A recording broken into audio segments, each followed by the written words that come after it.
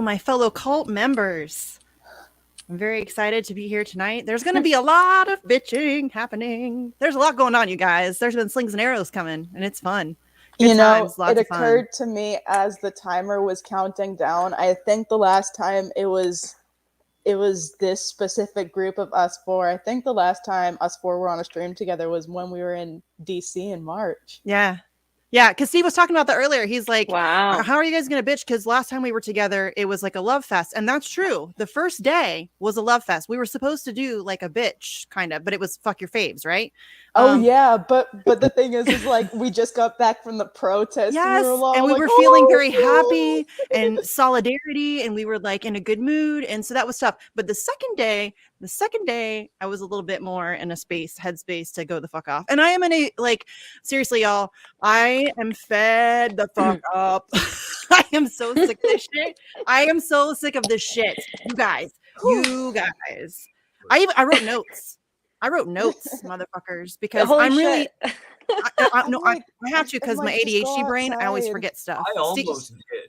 I almost, but since I do most of this in a stream of consciousness thing anyway, right, works out a little bit. That's I don't normally make lists for the show. Like, I just have conversations with people. There's no topic. There's no, like, nothing. But today, motherfuckers, I have things I want to say about very specific things that have been said about me. And I'm fucking done with it. I'm done with it. Get on the ground. There's going to be rants. There's going to be rants. Fee, I don't know if you want to, because Fee's had her own bullshit going on this week. Oh, man. So I know that your internet may be spotty. So should we start with the Fee stuff? And then I can rant later. Okay. Yeah. All right. So why don't you brief everybody on the bullshit you've been experiencing?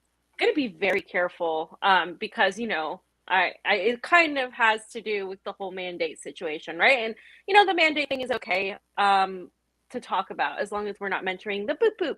But what I wanted to say is this whole thing of, like, this whole attack that I've been seeing on people covering the mandates or the alternate narratives on the pandemic at people like attacking me, attacking Nico, attacking Max Blumenthal, attacking Jimmy Dore, and it's like they don't even know that more people have been covering this for longer, but fine, like they don't even know that. But it's this whole thing where they're bringing politics into this very scientific situation, and so it's like, what happened was I shared a tweet from a woman who is part of a right-wing party in Germany. And in the tweet, she was talking about how we have to do something. We can't stay quiet. How, as a German, my grandparents stayed by and they stayed silent watching, she referenced the Holocaust. She was talking about the Holocaust. And she was talking about what's happening in Australia is wrong and the camps and all of that. And I shared that because she's had a really good point and she made a good point. And so I shared it.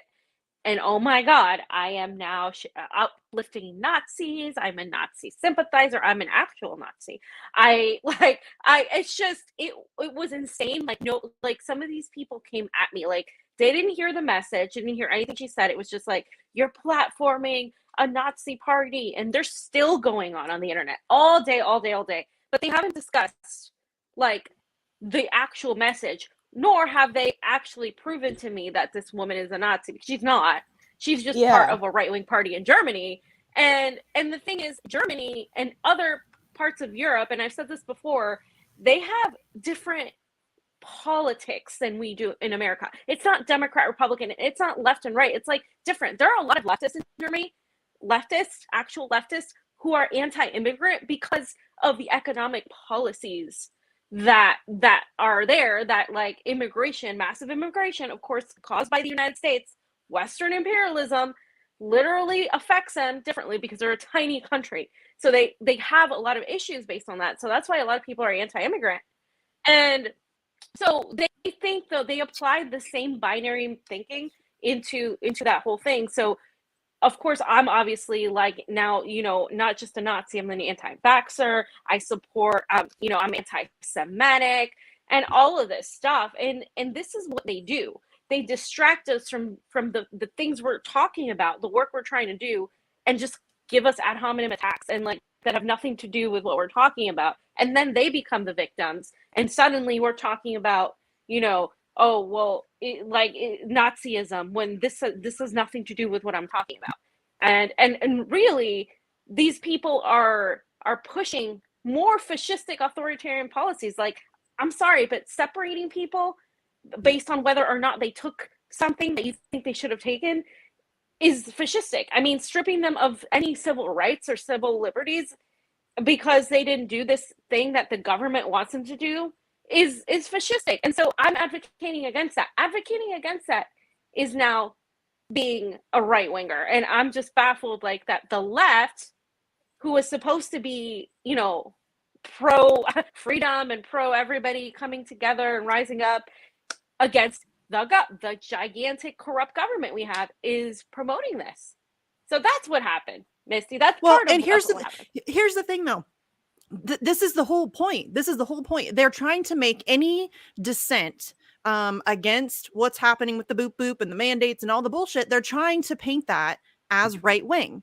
And so you cannot be against this stuff without being a right winger. They do this shit all the time. It's a very intentional narrative that they're spreading. And seeing people on the quote unquote left falling for this bullshit over and over and over again is really fucking exhausting. Yeah, and that's not to say that there aren't right wingers clearly trying to co-opt it. Like, listen, I'm in Los Angeles. I covered this shit on the ground and participate in it myself. Granted, I do that more than almost like 95% of the independent media here, and I'm a full-time college senior who also works a job every morning. So I've been covering this shit. I've been on the ground for this shit. I've been like in the Telegram chats, and like you can ask like other LA people anytime some dumbass right-wing shit comes into these Telegram chats. I'm like, oh fuck, here we go again. But like, that doesn't make these people Nazis, for fuck's sake.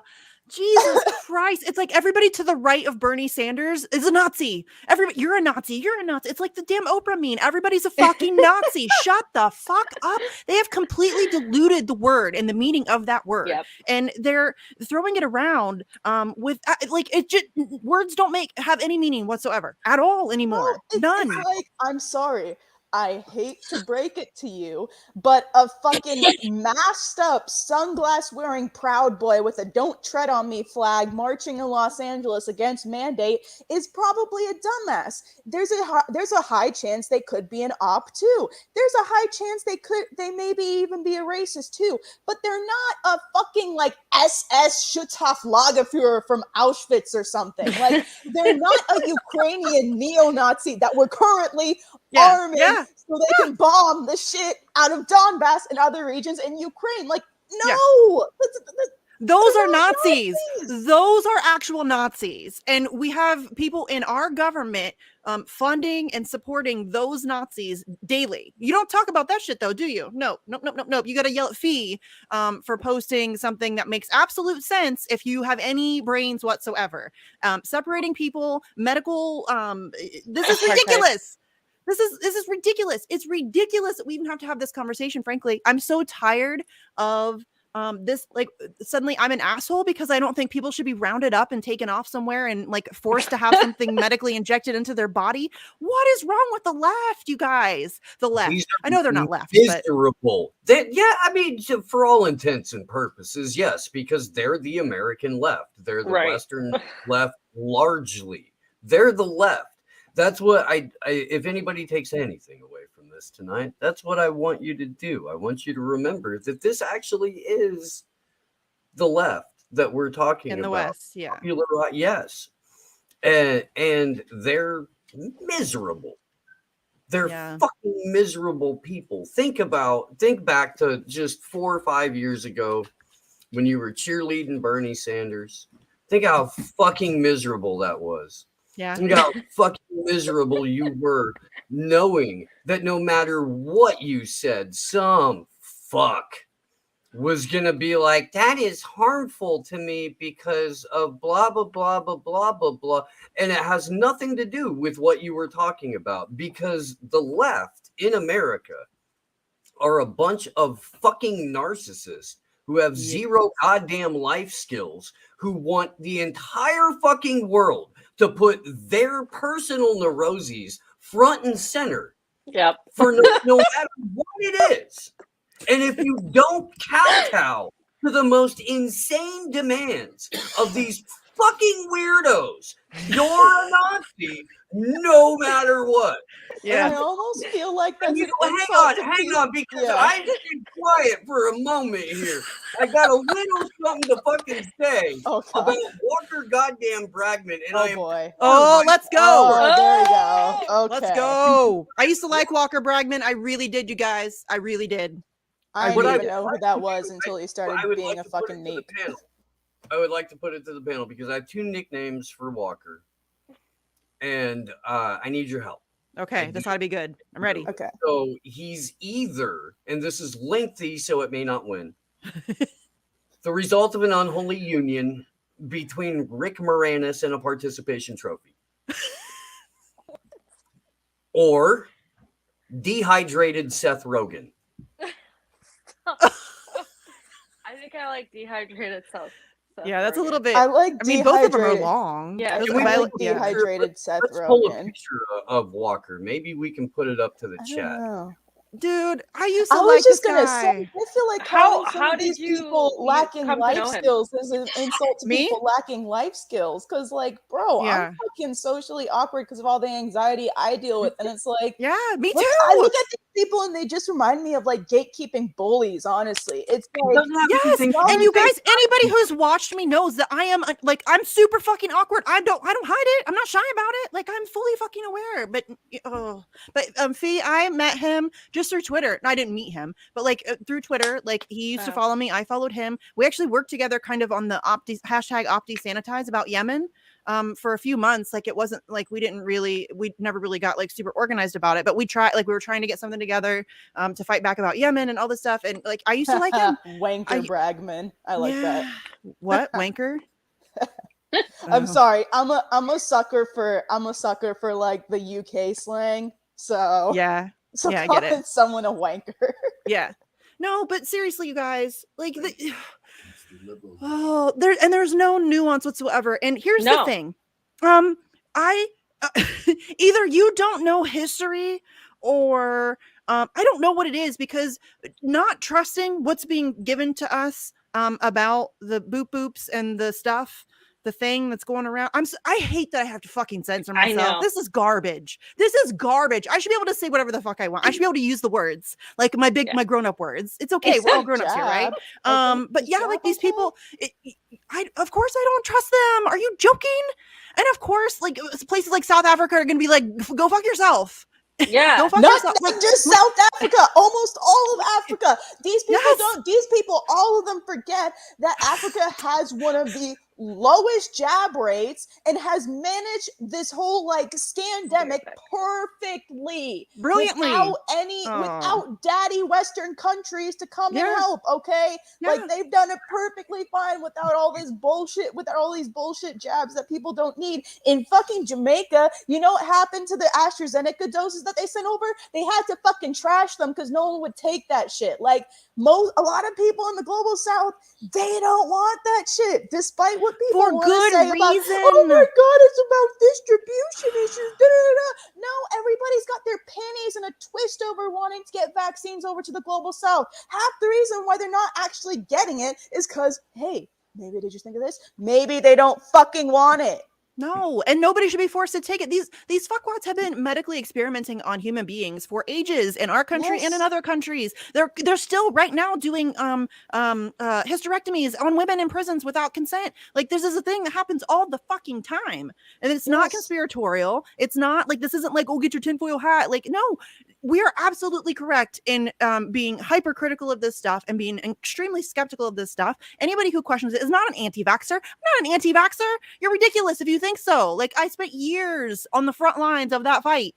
Like, seriously, that's a thing that happened. Like, I was a very active participant in the pro-vaccine. I mean, I still, even then, was never going to bully anybody to go get them, but I was all about like correcting misinformation, because there is misinformation about vaccines out there. There is. And and I still think that we should be skeptical about vaccines, even the ones that we've had for a long time. They should continue to be studied. We should be trying to make them better and improving upon them. There's no question that we've made extreme advances in medical science that have been amazing, that we've prolonged our lives. Like now, if you have a heart attack, it's not a death sentence. You can go, like we can cure, cancer, and you could get treated for diabetes. Like we've done all these amazing things. Nobody is discrediting any of that. I'm saying that these are fucking rushed out. We have an extreme reason to be super skeptical about them. Anybody who's looked at the work of Whitney Webb would be stupid to not be super skeptical of this shit. Well, I mean, this is especially like, look at our options: Pfizer, Moderna, AstraZeneca, fucking Johnson and Johnson. Like, listen, if you were to hold a gun to my head and promise reparations to the entire global South if I had to get any vaccine I wanted, I would say,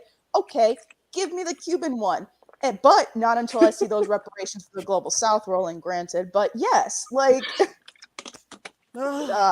it's just fucking mind-blowing that this is a thing. Like you're immediately just called an answer. There's no fucking nuance. If you ask questions, if you are skeptical in any way, shape, form, or fashion about what the fucking empire is telling us, you're supposed to be a leftist, right? Like you want to take down the system, and now you're licking their boots on this issue. I'm sure they're telling you the truth this time. I'm sure they're telling you the truth this time, you guys, on this issue. Totally. You can totally trust them here. Totally. Misty, you gotta highlight Trey's comment. I'm sorry. Where? The latest one. Hi, Trey. I love Trey. Trey's my boo-boo. I love Trey. But yeah, that's poetry. It's like talking to infants. Infants, you're a grown-ass fucking adult, and if you know anything about history, this shouldn't be a problem for you.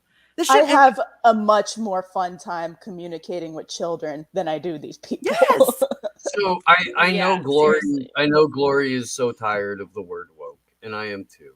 Of the word what? I'm sorry? Woke. Of the word woke. Yeah. Yeah. Oh. I am too, but this is what it is to be, commercially woke. Yeah. Yeah, commercially. This is what it, I mean, co-opted from fucking black people, for fuck's sake. It's like, co-opted from fucking day one when it came out of Herbert Marcuse's fucking office. It was co-opted when it came out of the fucking dialectical process of all that crazy fucking shit in the first place.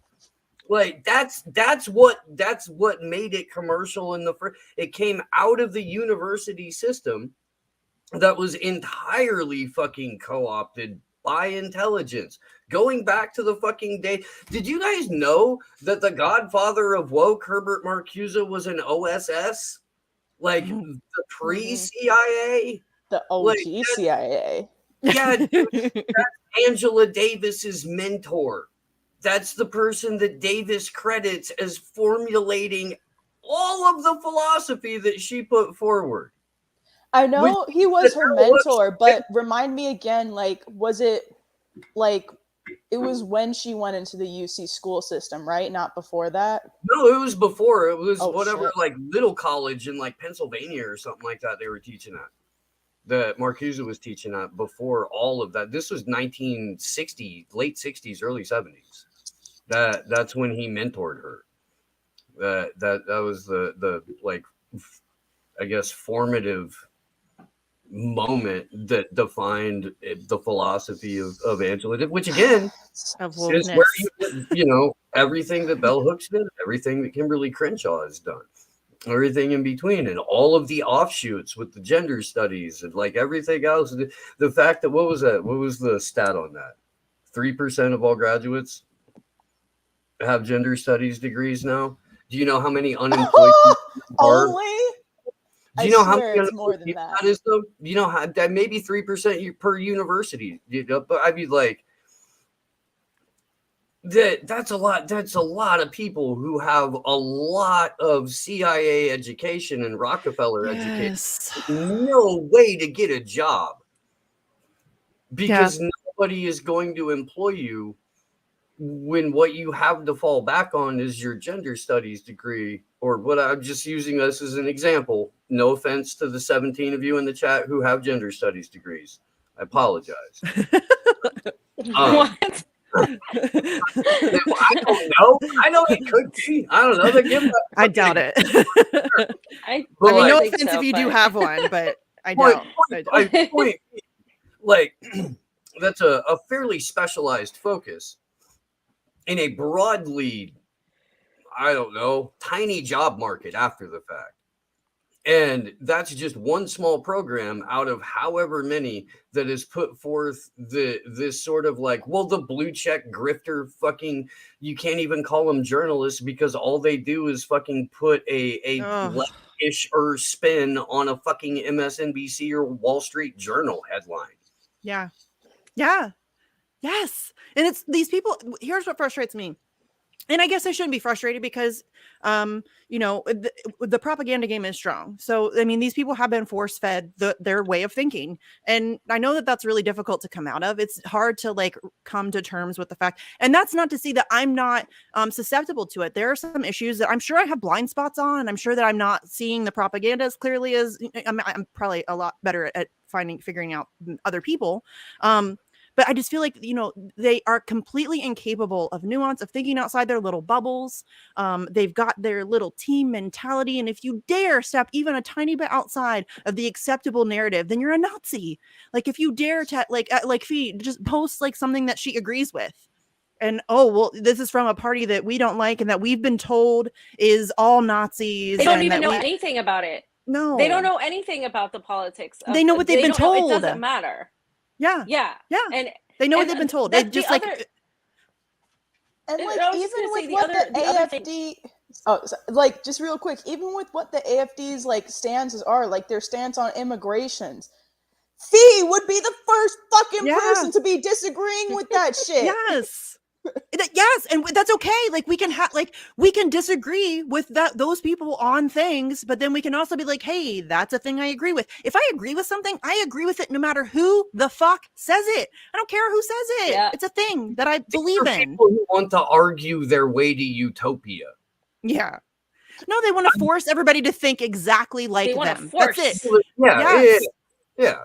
They want to force people to think exactly like them. And if you don't follow along their narrative, if you don't follow along with their little bullshit, then you're outcast. Then you're irredeemable. They're going to call on somebody to do the dirty work. Nobody went after any of us on Twitter in the last, week or decade is ever going to do the actual forcing. These are weak little people that need big, strong men or well-trained women to do the work for them. They're hiding behind a fucking keyboard for a reason. The reason you never see these little bitches on the ground is because they know it's going to fucking happen if they ever show up with their fucking face. They know. Well, that's the thing. That's why I said that they collapse. They would collapse in front of an actual Nazi, and that got them so mad. And then Tina comes in, and she's like, I got attacked by a Mexican. I've been attacked by Nazis. I mean, okay. Listen, as someone who's been on the ground and knows who Tina was attacked by, it wasn't a Nazi. No, that's so hyperbolic. Okay. Obviously, I'm against the attack. Obviously, I think the person's a massive fucking shithead. But they weren't a Nazi. I'm sorry. I'm sorry. I don't know what to tell you.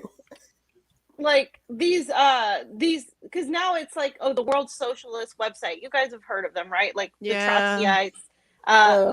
So those people also are they tried to tie our Nicaragua and our Honduras coverage into my tweet saying, Eric London was like, Fiorella is falsely posturing for the oppressed people of Honduras while sharing a tweet from a neo-Nazi. I mean, he'd even say sharing a tweet, propping up. It's so now you're trying to discredit the work we've done on the ground in a country you have never set your foot in because you'd be scared shitless that something was going to happen to you. He's an immigration lawyer. Okay. Yeah. Okay.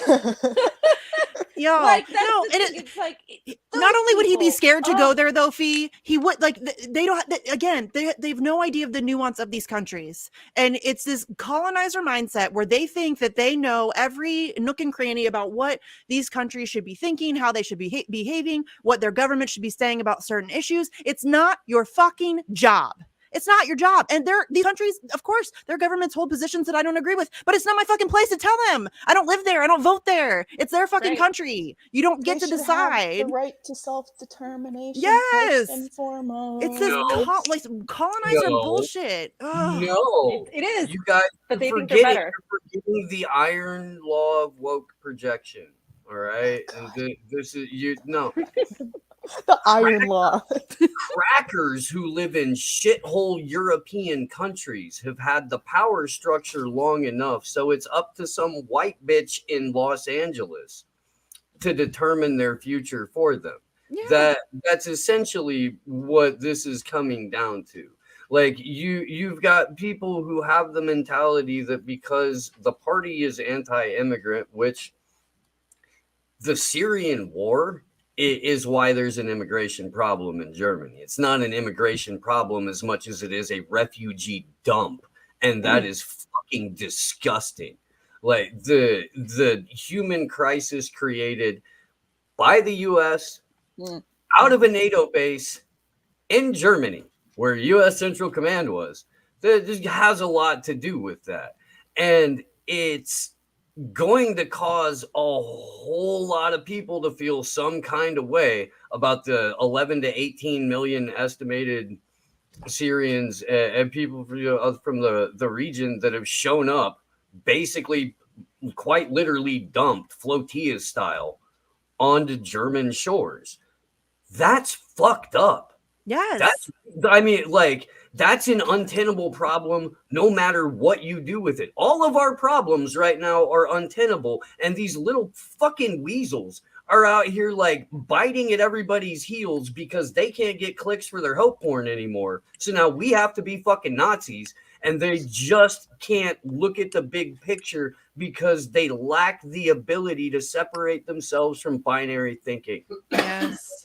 Because it's not even about being anti-immigrant. It's about being anti-imperialism. These people they shouldn't be there. They don't want to be there either. They want to be on their home countries, the ones that we're wrecking, that we're destroying for profit. It's so much bigger. Like they're so like small-minded. They can't even see the big picture. They're like, oh, well, they have to show off. Yes. Right? They have to show off that they care about minorities, that they care about Syrians. Virtue signaling. They have to make sure, like, oh, kids are still in cages, like, profile, like, coming at me. I'm like, what are you doing? And I got an immigration lawyer literally, like, shit-talking a country in Honduras already, saying, oh, she's sold out because she made a deal with Taiwan instead of China. I'm like, listen, you don't understand what's going on here. Like, I love that people in your mentions were like, no, he's an immigration lawyer, to the woman who's a fucking immigrant. So what does that even fucking mean? So he's somehow qualified to talk about the issues in Honduras? Like, do you live there? Do you understand the nuance of the politics there? Do you understand the situation that all this is brewing from? There's a wider geopolitical thing that you need to be. No, this is just some douche canoe on Twitter who thinks he has all the answers, and that if you disagree with him, then no. Misty, he's even worse than that. He's a fucking Trotskyite. Okay, that's fair. Yeah, we don't like the disease of the trots. We don't like them. Yeah, but not so much. No, it's gross. And you're right, Misty. It's exactly from that colonizer mindset where he thinks like, they were arguing with me. They brought all their trolls. Like, oh yes, you're protecting corrupt politicians. I'm like, the woman hasn't even taken office yet. Like, she goes in January 27th. They're all like, corrupt. This doesn't mean, like you don't understand. Like there's going to be things we they do that we don't like. But you have the audacity to act no better than a lot of these colonizers to come and tell people how to run their country. I have heard from the people on the ground in both countries that they're sick and tired of Americans telling them what to do. Even the Americans that come there to monitor elections, they don't want to hear about how you want them to be more anti-abortion, how you want them to be more accepting of LGBTQ issues. These countries live in dire poverty. 73% of the population of Honduras lives in poverty. They don't have food. They barely have electricity. They barely have infrastructure. You want them to worry about these social justice issues that, I'm sorry, are not at the front of their mind right now. And if you want them to change, if you want that to change, you focus on economics. But in America, we do it ass backwards. We do it ass backwards. That's why we're getting fucking nowhere. Well, and this was something I need saw coming up earlier this summer of this year. Unless you have your pronouns right. Yeah. Okay. Well, so this was something that I observed earlier this year when Israel's narrative management was crumbling to the ground as they were going at it with Palestine and specifically Hamas from the Gaza Strip, was a bunch of people were saying, oh my God, nobody can be gay in Israel. I mean, in Palestine. Hamas is so terrible for LGBTQ people. And I'm like, yes, I'm sorry. I am so sorry. Like, that sucks. It does. It does. But they're not going to socially progress when they're getting bombed every fucking night. Exactly. There it is. Guarantee you the same people criticizing Hamas's anti-gay stance have a Che Guevara shirt. I just heard Sleepy in the background. I don't know if I'm going to go down that rabbit hole. I really don't. I can't believe you fucks co-opted Che. God damn it. Well, and a lot of these fuckwads voted for Joe Biden. I mean, or like support the squad who regularly backs Joe Biden and who regularly gaslights for Joe Biden. You need to just shut the fuck up. I'm so tired of these people. Seriously. And I get it. Like, we're not going to agree. And there are going to be people who think that the squad is good and the squad's doing great and I'm too mean to the squad and all that stuff. You're free to think that. You're absolutely free. You're free to have your own approach to things. God. I don't ever like seek you out. I don't ever like go yell at people. Misty, I go yell at the squad. But Misty, Rashida Tlaib is really good on Julian Assange. Really? Is she? Is she though? Is she? Because she's never said a fucking word. Not a word. But I'm the asshole. You're gonna. Here we go. I got my list ready. You ready? I do. Ready? Here we go. I gave you the alley-oop. I've had it. Thank you. I have had it because these people, first of all, the attacks are from the people who are attacking, and I'm not going to mention them by name. I'm not going to show them. I'm not asking you to go get involved or to go harass this person. I don't need you to. The only reason I call her out, because here's the thing that they're now accusing me today of being a bully and punching down. This bitch has been running her mouth and shitting on the entirety of the American Assange movement for over a year. And the only reason she's doing it is because she doesn't like me. So she's taking her singular personal petty beef with me and she is casting it onto the entirety of the American Assange movement. And it's okay if she doesn't like me. I'm not for everybody. I'm fully aware of that. I say this all the fucking time. I am very loud. I'm very brash. I'm very blunt. I get all that. I'm not for everybody. Like, you don't have to watch me. Nobody's forcing you to. But you don't get to shit on the entirety of the American Assange movement. I will not fucking have it. I'm done with that shit. You do not. Glory Jones has put in an ass ton of work for Julian Assange. Paula in Boston, are you joking? She's out there like twice a fucking week for Julian Assange. You don't get to shit on her. You don't get to shit on me and Panda, who's done tons of events for Julian Assange. You don't get to shit on Sleepy Josh, who has been a tech person for our Action for Assange vigils for 2 years without pay. We don't get paid, bitches. Like, that's another thing that I'm really pissed off about. They keep calling me a grifter. I have been begging 4 months. Somebody show me some proof of my grift. I'm waiting. I have been, like, personally opened it up. Please come do it.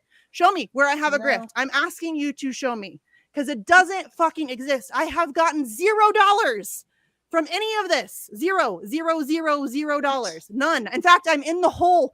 Thousands. My husband just got home. He's gonna be pissed, but it's true. Thousands of fucking dollars. I'm out. I don't get paid for this. I've never gotten paid for Action for Assange. We don't take donations unless we're doing an event, and those donations go to doing that event for hotel fees or travel fees or supplies or whatever it is that we need. That's how activism works. You have to fundraise for that shit. We have gotten paid $0 fucking. Zero. So where's my grift? I'm still waiting for y'all to show me that. There is no fucking grift. So let's move on to my list, because it's here I'm on a roll. So like, it's so fucking like it's like, who is this helping? Like, who are you? Like, who? It's not helping anybody. Genuinely, like, you certainly aren't helping like the political prisoners that your posh it does help the state about. Yeah, it helps the state fuckers. but that's It not a helps the who. state. That's not a who. God Okay, damn look, it. yes, like it That's was okay. rhetorical, So but, like, let's move it's back to not- the bullying thing, because I have not, y'all, you've been running your mouth for over a year. I barely say anything. I seriously, for over a year, I have a couple times pushed back. I even went back and looked. It's one person that has been on me for like the last 4 days. The last time I talked to her was February 27th of 2021. The time before that was May of 2020, because I muted her ass because she was annoying as fuck. And so I muted her, and I didn't say a damn word to her. She trashes me from behind a block, and then I'm the bully when I call her out for it. Fuck off. And they're like, oh, well, you have more followers than her. I don't give a shit. I don't give a shit. I don't care if I have more followers. I'm still just some chick in Ohio. I'm not above you. I'm not punching down. Like, I'm still just an activist. So you don't get to trash me on social media and completely lie. That's the part that pisses me off. All of this shit is lies, demonstrably false. I have receipts. And you don't get to do that. No, I'm not a bully. You're a fucking bully, and you're just getting pissed off because I called you out. Fuck off. Seriously, get a plant.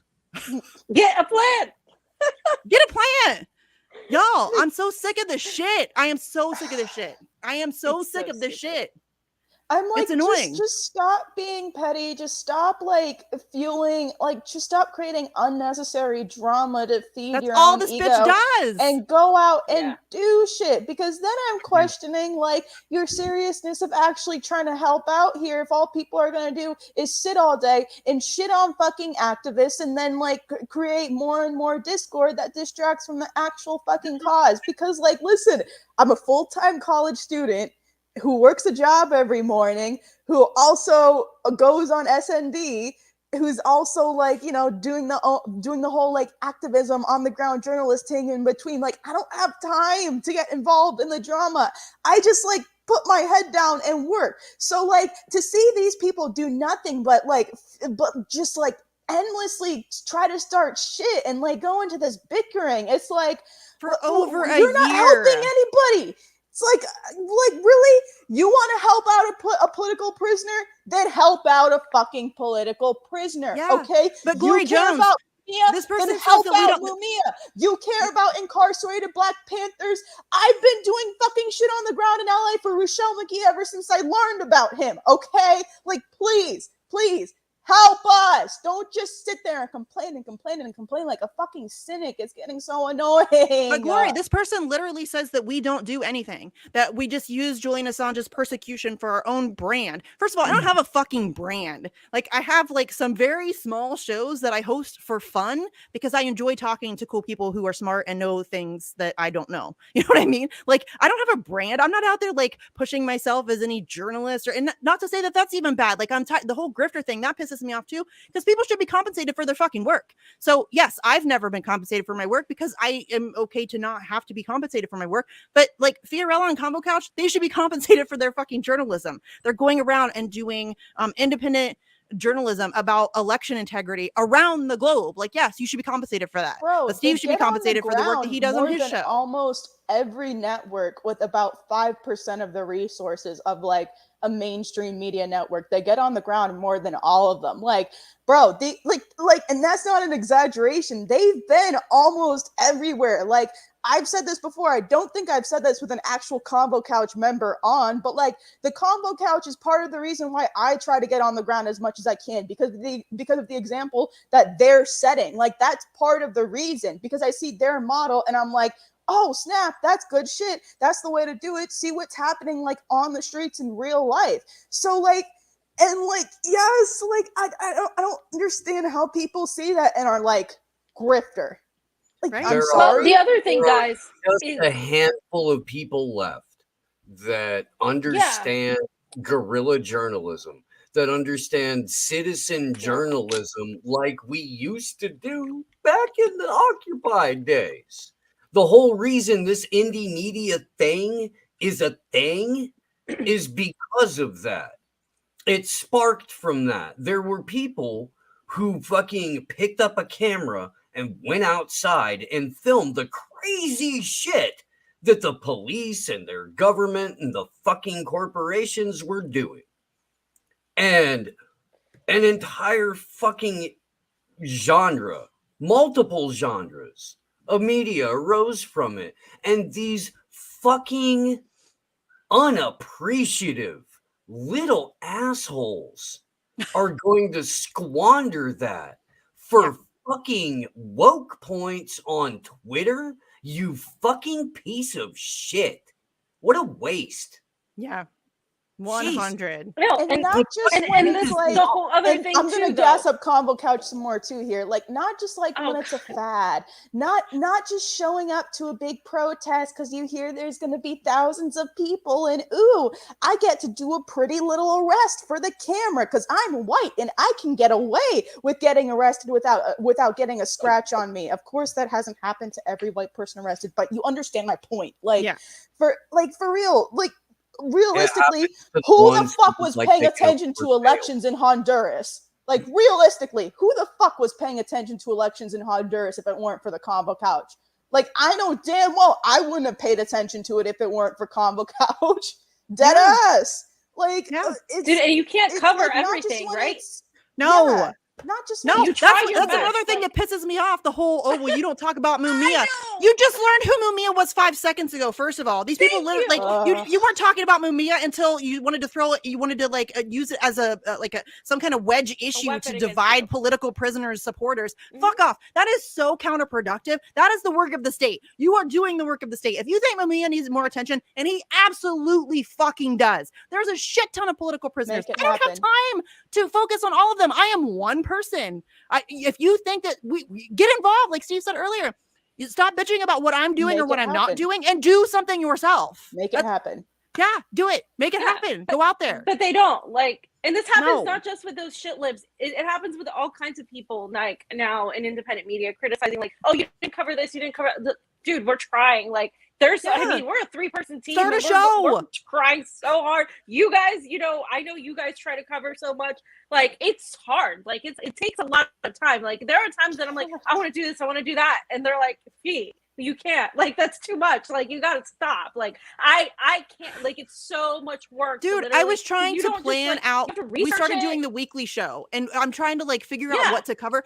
It's impossible. I don't because this Jesse and I before we always like picked an issue, found a guest, and then done like a deep dive, like an hour or 2-hour conversation about that one issue. So like just trying to figure out how to do it. I don't know how the fuck you guys do it. I have like 15 tabs open, and I'm like, what the hell? I don't even know. Like, how am I going to narrow this down? Like, I only have time for like 3 or 4 stories. What am I gonna do? You're fucking on it. You have not. You haven't seen fucking Convo Couch's show prep. It is impressive. It is significantly more impressive than the Slow News Day show. Bro, our show, you know how in like the MCSC chat this morning, like me and Steve were sending like screenshots of the memos and being like, cancer. Like that's literally Slow News Day show prep.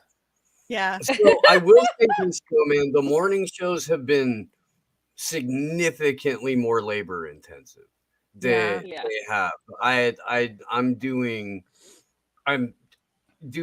like semi deep dives and anywhere from like 3 to hour long segments. Sometimes there's a guest. Sometimes the guest and I go through things. Sometimes we bullshit about what they did.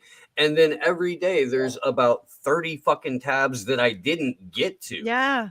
That I have fucking anxiety over because I didn't fucking cover it. But I can't, I don't have the resources to do a fucking 3-hour show every day yet, holding out a little bit of hope for that, you know, but it like the amount of work that it takes to do and the amount of sacrifice that you have to do in order to do it is something that the fucking unappreciative little shits like that are never. Y'all, it's time away from my kids. You know what I'm saying? Like, I don't do this. Like, it's literally hours and hours and hours and hours away from my children. And I'm not even that, like, I mean, the Assange stuff, I've spent a ton of time on, obviously. But like Steve and Fee, they have like daily shows or like, you know, a couple of times a week or whatever it is. Fee's traveling all over the globe. Like, that takes an immense amount of time and dedication. And it's time away from all of our families. It's time away from stuff that we could otherwise be doing. And for you to like, just like criticize, oh, you're not covering this enough. Start your own fucking show. Start a show. There's plenty of stuff that's not getting covered. We do need you. We do need you. Start a show. Please do this. Make the people who don't want to be household names. Yeah. Because that's what fucking real media. That's another thing that I've been like getting attacked with. It. I'm somehow trying to make a name for myself. This is what pisses me off because I don't even like talk. It makes me uncomfortable to even talk about this stuff because it feels like humble bragging. But now that I keep getting called out for it, I'm going to fucking like just straight up. I have numerous, and I posted them earlier on Twitter. I have numerous receipts of me trying to get out of doing shows. Ask Steve on a regular basis. I am trying to get out of doing show. I can find you a cooler guest than me. Like, you know what I mean? I'll find you a cooler guest than me. I do it all the time. I constantly guests all the time. Yes. Dude, yes. I mean, when I got Ryan Knight to cover Julian Assange, and he gave me credit for that, so fuck off. The first time I got him to cover it, I told him I don't want you to have me, and I gave him a list. I posted it on Twitter. I gave him a list of amazing people that he could get in contact with to have as guests on his show. And that's what I'm fucking I'm somehow using Julian. I really don't want Julian Assange to be freed because it would hurt my brand. First of all, I don't have a fucking brand. Again, I'm not getting paid for this. What am I gaining? What do I gain from using Julian Assange's persecution for my own personal benefit? This shit keeps me up at night. I've spoken about this at great length. Doing these shows, doing the vigil is fucking draining. We talk about the torture of journalists and war crimes and special administrative measures and people like Khalid al-Masri and the shit that we talk about sucks. I don't want to know this stuff. I don't want to talk about it on a weekly basis. It sucks.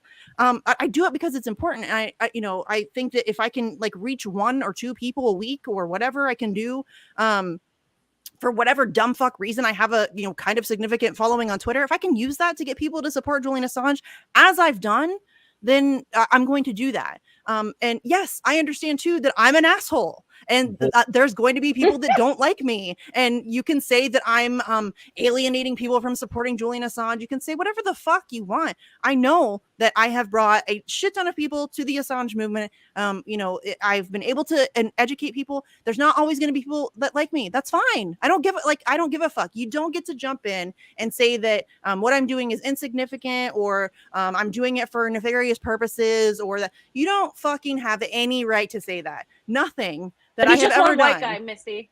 Okay. Yes. Stop. It's just one white guy. That's I only talk about Assange too. You know what? I'm gonna start pulling the fucking race and gender card on these people.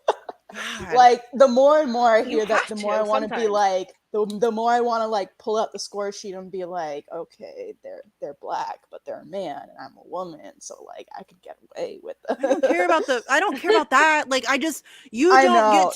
discredit what I do. But I'm tempted to. That's how bad it is. No, I get really it. tempted to. The thing though, man, you'll never hear somebody turn their back on identity politics faster than if you point out to a progressive that they're fucking being incredibly insensitive towards a woman of color. You know, they're like, oh, well, fuck that, man. Identity politics doesn't mean that's bullshit. Fucking she's a tough kid. They know what they're doing about it every single fucking time. Okay, so if it doesn't matter to you now, they're hypocrites of the highest order. It's amazing, the lack of consistency. It is amazing. It's amazing. I said this earlier. It's amazing how iron law of woke projection. That's all it is. That's all it is. It's the iron law of woke projection. They're going to take something that's supposed to make sense, invert it, and then scream at you for the thing that they are. It's gaslighting. Yeah, I was going to say, it's amazing how with MCSC Network, we're either grifters and Nazis of the highest order, or we just don't exist. Yeah. No, that's totally true. We're definitely let's talk about the telethon, shall we? Because that's another thing that keeps coming up about how we sabotaged the telethon. The Jen Perlman telethon. This has been an ongoing claim. No, this is an ongoing claim that has been going on. That has it has completely what? Didn't we tacitly throw an assist on that one? Yes, we did, and we canceled the vigil that day in solidarity. But apparently people went and got in the chat and said something about the fact that she didn't have any activists on any of the panels, anybody who's on the ground, and that's getting put on me. I stick to those. As No, someone that who got me fucking too. hauled ass for those two, I'm gonna clear that shit up right now. Basically, they invited no activists. So Yeah. what happened was I got a text from Jen Perlman saying, "Hey, I'm planning a telethon. Are you down?" And I said, "Yeah, I'm down to help. I can give you like all kinds of guests." That's pretty much what I said. I'm down to help give you ideas for guests and stuff. Never got a response. I Never offered got to a help her response. too. Just got completely aired on that. And then basically what happened, and listen, y'all don't have to spread it around to re-up the drama because I don't feel like dealing with it right now. But yeah, I just want to clear that up. Don't clip that out. Yeah, no, No. I literally just want to set the record straight on that because I'm someone who was and close that had to Jen nothing and to do Peter. with me. Like, this chick is seriously on Twitter trying to claim that I was in. First, it started that I personally sabotaged the telethon, Yeah. and then she So got Misty- exposed to have been a liar because I showed her the tweet where we Yeah, canceled the Misty vigil in had, solidarity, and so Misty that didn't had work. zero And part so in sabotaging no, it. What but happened was hold on. Let me get this out because it's like a continuity of thought. But that's where the claim started out. That's that I personally sabotaged that. I was in the chat personally sabotaging the telethon. That didn't fucking happen. I'm like, you clearly, if that happened, you would have receipts for that, right? Because here's the thing: when we canceled the vigil in solidarity with that event, I took the day off and I spent time with my kids. And so I wasn't even online when that happened. When the telethon was going on, I didn't watch any of it live. I went back and watched clips later. So that didn't fucking happen. So she got called out for that. And the fact that it's demonstrably false. And so then it morphs into, oh, well, the Action for Assange group was like trying to, and then they only brought up the one clip where Jen Perlman was saying to Nina Turner to not talk about Julian Assange while she's running for office. Yeah. You're goddamn right I'm going to call that out. Are you joking me? That's terrible advice. Fuck you for saying it. The main person who called her out for that was Quinn Peterson, aka Propaganda Live, who I don't think is with Action for Assange. No, but it doesn't matter. Assange I stand activist. behind that 100%. That criticism is justified. That was disgusting what she said. And as an Assange activist, you should be pissed off at her for fucking saying that out loud. That's to disgusting. Set the record straight on what happened with that damn telethon, basically, literally, I think it was 2 or 3 days before the telethon, the guest list came out. After and this is after I got aired saying I'd be down to help give her guests and stuff. So I got aired, never heard back from her, Peter, about the thing asking for my help or any of that. And then list comes out 2 or 3 days before the telethon. And, there's no on the ground activists on the list. So they proceed to get called out for that. I think by Fiorella Isabel, not by Misty Winston.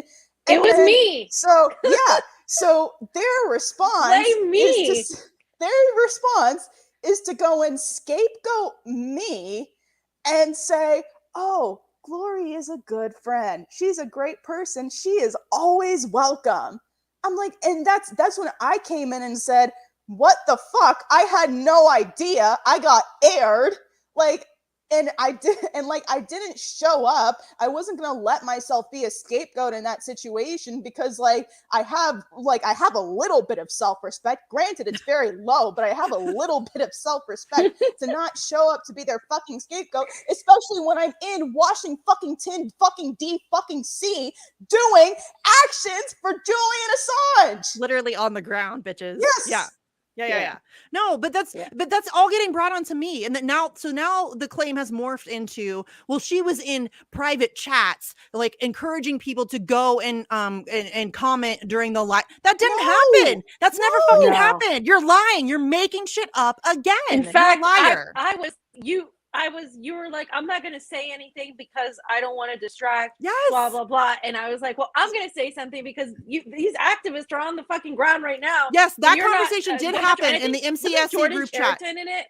100%. That conversation I will admit to that. Yeah. We did talk about this in the MCSC group chat. 100%.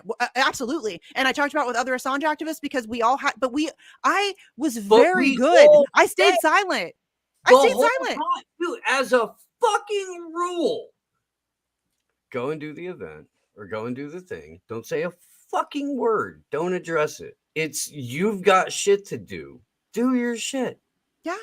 Go do that. And then Well, when and you're she done, did bring some everything attention is to done, Assange. Great. and Okay. like the whole, like it's like everybody's done with their events. When it inevitably comes up, by all means, say what you want to say about it. Yes. Like I had and legit criticisms of it. everybody We all else did. already has. Now, occasionally that will backfire on you. Occasionally. But you kind of got to overdo it a little bit. You do. But no, look, man, the telethon for what it was. I was so nice about that shit, honestly. I'm glad that I was really fucking nice. I'm glad that it got the views that it got. I'm Yes. glad that it got, and I'm glad that I praised it multiple times on who Twitter. may not have been that aware, more aware. I'm glad that there were some informative people that showed up for it, and cool,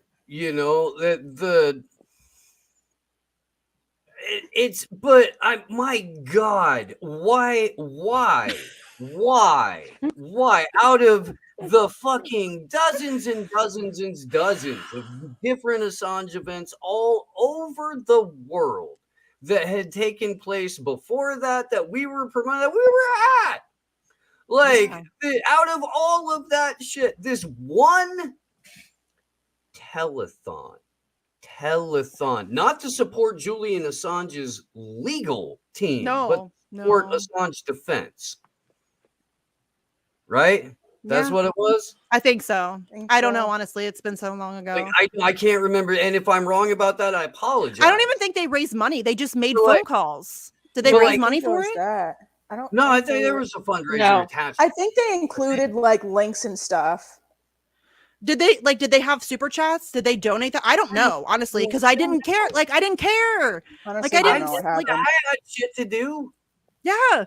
I mean, I'm not going to go stalk this event. Like the fact that I don't know that should show you that I didn't even pay attention to that event, really. I took the day off. I hung out with my kids. I watched a couple clips. Especially people kept sending me the one about the Nina Turner comment, and you're goddamn, I'll say it again. I'm going to fucking come for you every time. If you say some dumb shit like that, I'm coming for you every fucking time. And you can be mad about that. Go ahead, be mad, die mad. I don't care. I'm going to call you out for that shit. That's not okay. And any Assange supporter who's pissed at me for calling her out, what the fuck is wrong with you? What's wrong with you? Are you joking? She's gonna tell Nina Turner to not say anything about Julian Assange as she's running for office? Fuck off. If you're capitulating before you get even into office, what does that say about what happens when you're actually in office? That's terrible. Like, you're an Assange supporter and you're gonna no, sorry, I'm not down. I'll call you out every time. I gotta cut in for a minute. Thomas, this absolutely is your 28-year-old son talking shit on Xbox. That's 100% what this is. What?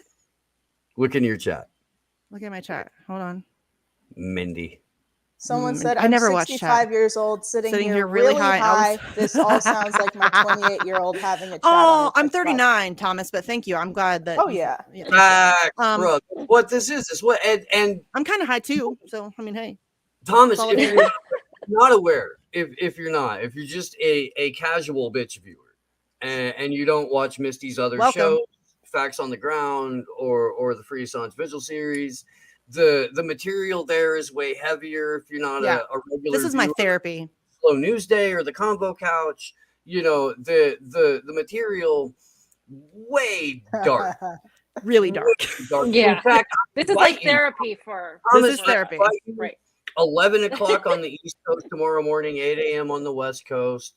Find the Slow News Day channel. I'll be hanging out with John. Hold on, I'll put it in the chat. To be a correspondent on Redacted tonight. And we'll be doing a regular show, and it will sound less Xbox-y. yeah you can. This is my therapy, Thomas, just so you know. This is my 2-hour therapy session every week. It's necessary for my mental health and survival. So I mean, hang out if you want and listen to me bitch, or don't. I don't do it for you. This is for me, fams. I would Like do the the show We're if all nobody in a pretty watched. catty mood today, especially. I'm pissed the so. fuck off. I'm gonna tell you. I'm really, because seriously, it's been like 4 days. This chick has been obsessed with me for over a year. I'm not joking when I say that. I gave you the dates. Like, this is like going back to like May of 2020. That's a good one, Jared. Y'all, I can't even.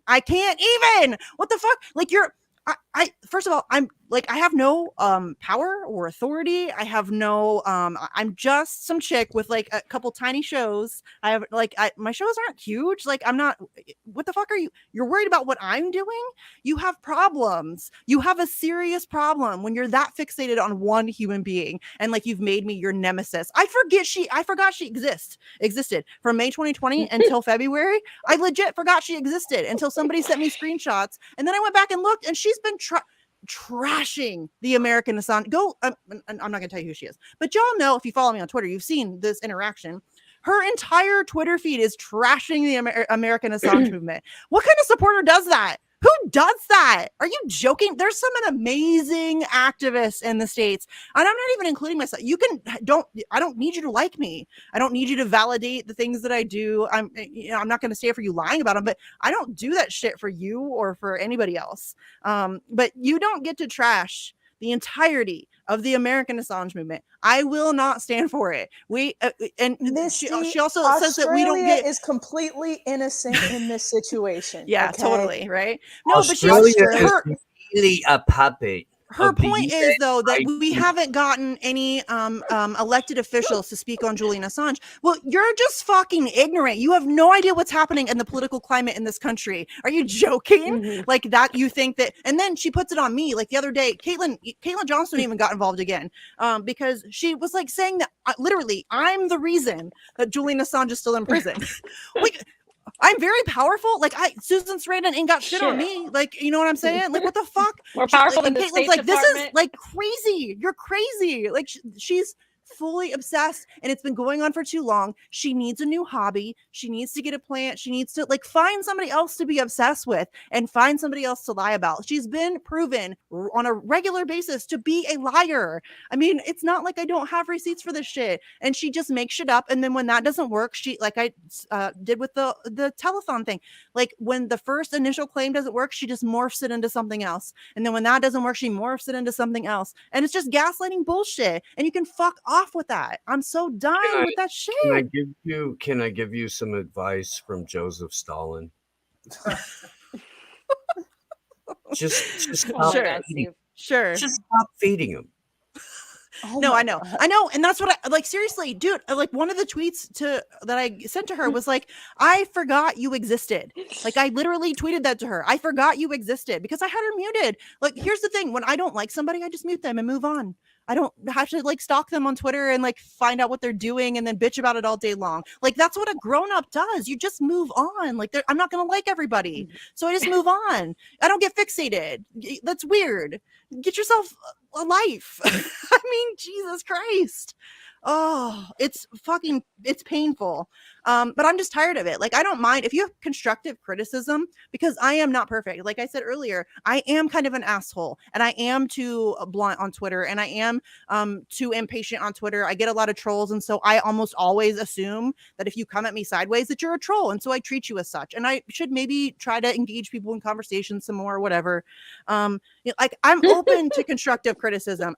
When people came at me and said that they think that the Assange movement has made the mistake of being too Assange centric, I've agreed with that publicly. I've said that yes, we should have done a better job at like painting the broader picture, because it has like, that's how they're able to use the whole it's just one white dude, like they're able to use that against us, and it does need to be about the broader picture. But yeah, like I just don't. This isn't constructive criticism. This is you lying. This is you being a petty, mean, miserable little bitch. And I'm sorry that your life sucks that bad. I really am. Like, genuinely, I feel bad. I feel bad for this person. I can't imagine being that miserable in my life where I block somebody and then continue to trash them from behind a block for over a year. I mean, Jesus. But I feel like a lot of people do that. This is what they do. This is what they live off of. Like they do it. They do it to you. They do it to me. They genuinely like block you, and then they clip out, your own videos. I mean, these people watch us more than our own fams watch us. Like they I'd be willing to bet watch she's us more watching than right we now. watch us. She's watching right now. I would be willing to bet my life on it. I get it's the Howard. Did anybody see the Howard Stern movie or have heard this clip? Private Parts? Yeah, where Pig Vomit, the station manager, is giving the numbers or getting the numbers for Stern, and the people that love him listen to him for X amount of time. People that hate him listen to it for twice as long. The answer given for both groups is, I want to see what he says next. Haters mean you have an audience. Yeah. Haters mean you're an effective communicator. Haters mean you're actually doing what the purpose of your show is, which is to get out accurate information about the topics you discuss, people that you have on. And the fact that you've got an Australian who just happens to be awake at all of the same hours you're awake, Right? And then all of the hours you're not awake too, who has a very, very strong fixation with you and like a couple of other people tops. That tells me that you're an effective communicator, and that if you cease to generate any oxygen for that particular account. Now I did that though. I did that. It may be, and look, there's people who have me blocked since I got on Twitter, basically, that I still live rent free in their head. Yes, that's true. And, it doesn't matter what I say. It doesn't take much. It really doesn't. And Misty, I'm a combative and abrasive individual from time to time. It has happened, and we're all working on something, right? Oh right. my God. I am legitimately working on my assholery. I get it. I get it. No, I did, but there's only so many hours in a day. There's nobody in their right mind is using their time efficiently right now. The whole world's fucking insane. Like Glory might be using her time efficiently, but maybe But Glory's like a classic overachiever, and it's annoying. I'm kind of forced to, though. Yeah. No, I'm not trying to put the label voluntary on any of that, Jones. I'm not. I know what your schedule is and what you're under. It's fucking amazing, by the way. But so it's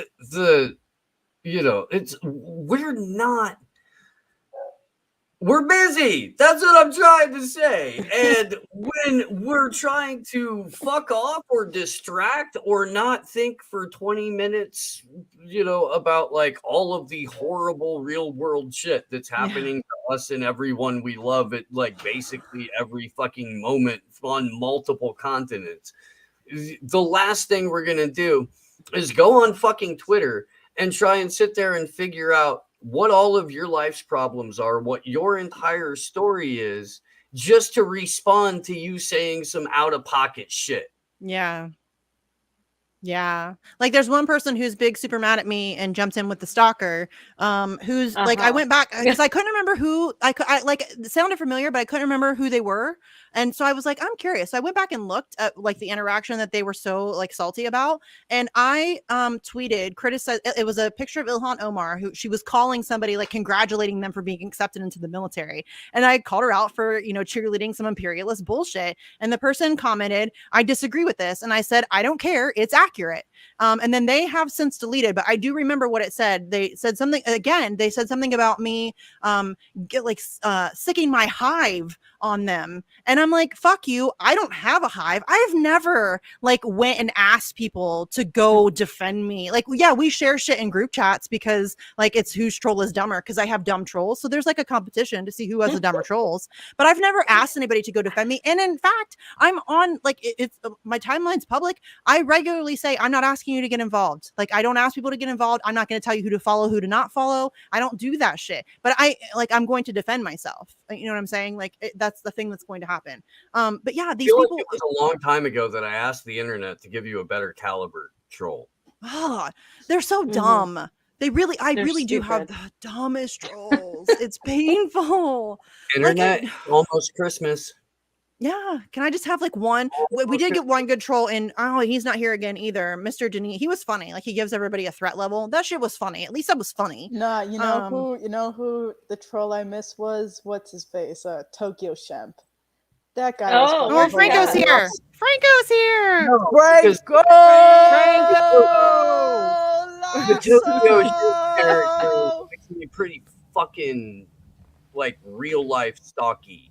Turns out. What's going on, guys? I came in right when you're talking about Tokyo Shemp. We were talking about trolls, and I said we were talking about how dumb my trolls are. I said that my favorite troll was Tokyo Shemp, not because of his like legitimate stocky shit, but because of like the shit he says. The shit he comes up with. He says I read from a teleprompter. Said Marcus also reads from a teleprompter. I mean, I have notes here, but Vigil is fucking scripted. I can't afford like a TV here, a monitor, like telling me what to say. Military. Dude, somebody said that the Vigil is scripted. The Vigil. Have you guys ever watched the Vigil? If that shit is scripted, then we need better writers. We got accused of scripting the Vigil all the time, and nobody would ever fucking show up for a goddamn meeting. Like, yeah, we just fucking could not get on the same page to get a show document together to figure out what we were going to talk about. It's literally like 4 hours before. We're like sending stuff to me. Way later on in the process was the 4 hours before. I just got a nosebleed. Normally it was like 18 seconds before going, shit, how many days has it been since illegal and arbitrary, all right, and Chelsea, add and subtract, and that's it. That's the intro to Action for Assange, is scrambling to do fucking how many days somebody has been locked up in arbitrary and illegal detention being tortured by multiple guys. That's the fucking show prep. I legit bitched myself into a nosebleed. I'm not kidding. Oh my god. Really? Holy shit. For real. My nose is bleeding right now. For real. But okay, to be fair, I do get a lot of nosebleeds because I broke my nose when I was 8. And so it's fucked up. But yeah, I bitched myself into a nosebleed. But yeah, the Vigil scripted, you guys. Anybody who's watched the Vigil knows the amount of times I've gone onto a Vigil and completely derailed the conversation. Like, dude, we were supposed to cover the mental health stuff. Like 10 shows in a row, and we just kept fucking off because none of us really wanted to do it because it's really fucking depressing. So for like 10 shows in a row, we just like dicked around. Yeah, no, I remember. We covered everything but. Yeah. Everything but. Yes. Dude, that whole experience like destroyed my mental health. I can't imagine what it did to fucking Julian Assange or his family. Yeah. Like, that was fucking raw, dude. I'm not kidding when I say I lose sleep over this shit. Yeah, I was, waking up at 1 o'clock in the morning to do the live court coverage, and I fucking every day of the mental health testimony on my way to go fucking work as a carpenter for like 6 to 8 hours and then go back and do more court coverage. I would bawl my fucking eyes out, dude, because it was brutal. Like, it was some of the most fucking heinous shit I've had to like report on. It was uncomfortable. Yeah. Like, fuck those people, dude. I don't mean to totally derail the conversation, but Franco, how's the debate? I know, I was just gonna ask. Yeah. It's probably gonna get a part 2. There's so much information to cover. Yeah. Jose was running short of time, but around the end. But I came in with sources, and he had to pull them up, like, of course, after an hour and 30 minutes. So I told him, you can come back and we can do like a part 2, and you can have your sources ready. Why would you not you prep? Guys can. Nobody. I guess he just thought it was going to be a free-flowing conversation about it. But if we're talking about what the science evidence says, we got to show what the science evidence is telling us, right? So that's what I was going by. There's no evidence to show that these you know, these things that they're making us take are reducing what they're telling us we have to fight against. So why are we doing this? The internet sleeps on prepping for a debate with the MCSC network, and it is the funniest fucking thing in the world to me, dude. It's so hilarious. It happened to me. That's the second time. Every I've single seen it time. happen to Nico. Yeah, Yeah. every time. Without fail. Without fail. And it's all these fucking idiots who like want to redefine words instead of debate. Nico's on it though. No. You said. Oh my god. Oh my god, bro. It never works. All it does is trigger the fucking tubby pale autist that he's yelling at. All it And does they is trigger them, fly and then off because the- they're getting triggered, Nico raises his voice even more. Because they know they have no argument. Yeah. Because the thing They're is, like, what does this have to do Nico- with anything? It's like, I'm telling you, know. I'm about to tell you what it has to do with all this. I know. And I love Nico too, because the thing is like, if someone starts raising their voice, he'll raise his voice to match him. Like, Yeah. it's not a thing where there's never a contradiction where like someone will be raising their voice and he'll be like calmly sitting there. He'll be like, no, hold up. It's because Yeah. when they start Love you, rambling Nico. on, it gets hard to debunk everything that they just said. You have to remember everything that they just said. So that's why he stops them in their tracks while they're could saying never when they're saying all these imagine- falsehoods. Yeah, I could never imagine debating someone like Destiny or Ben Shapiro, who just No. like says so much like out of pocket shit at like they're not even fast. They just sound fast. I'm just like, whoa. They I just was use a so lot of stupid. words. I You just got have to floored cut them for a up. second. You just have to Yeah. stop them and Mhm. like debate on one point, and then when they start lying again, you debate that point. Destiny It made an catches them ass off of guard. himself last year with me Yeah, too. he did. Just like, Bro, Destiny looks like a fucking idiot. He regularly does but they that. get their simps to be like, oh, you want to debate, bro? Oh my god, that's what I hate That's about what they do. Twitch chats. Like, no matter what know. they say, it's like, oh, pog, yeah. Yeah. Ugh. It's like dealing with children. Not even, because like my kids are smarter than that, you I would know? much rather deal with children. Yeah. Real talk though. It's ridiculous. But Nico is really good at like shutting people down. Mhm. He is 100% good at that. Children aren't demanding to mandate policy. Right. You know, it's way easier to deal with them. Dude, it's so frustrating. There's a whole ecosystem around the false debate, like as a format and as a I guess kind of, you know, channel angle. And no, right now as we speak, or maybe a couple hours ago, New York Soho Forum, there was an actual debate over mandates that was taking place. It was like a real grown up. Just a couple of months ago at the Soho Forum, there was an actual debate between neocon war criminal Bill Kristol and founder of the Libertarian Institute and antiwar.com editor Scott Horton. And Scott Horton murdered Bill Yeah, he Kristol. did. I love debating me some neocons, bro. Oh, Like, that was some good shit though. Scott Horton like destroyed that. Oh, Well, man. I good stuff. love debating me some neocons, bro. I used to go to those, whatchamacallem, the YAF meetings. I don't know if y'all know what YAF is, Young Americans for Freedom or something like that. Mm-mm. Because, like, my school has a chapter, so I would go to their meetings. And their founder, one day I was talking to him, and free speech came up. So, obviously, I bring up Julian Assange. And he's like, you know, I'm in favor of free speech, but Julian Assange, yeah, Oh. he should face the firing squad. So... I made a fool of this guy pretty much.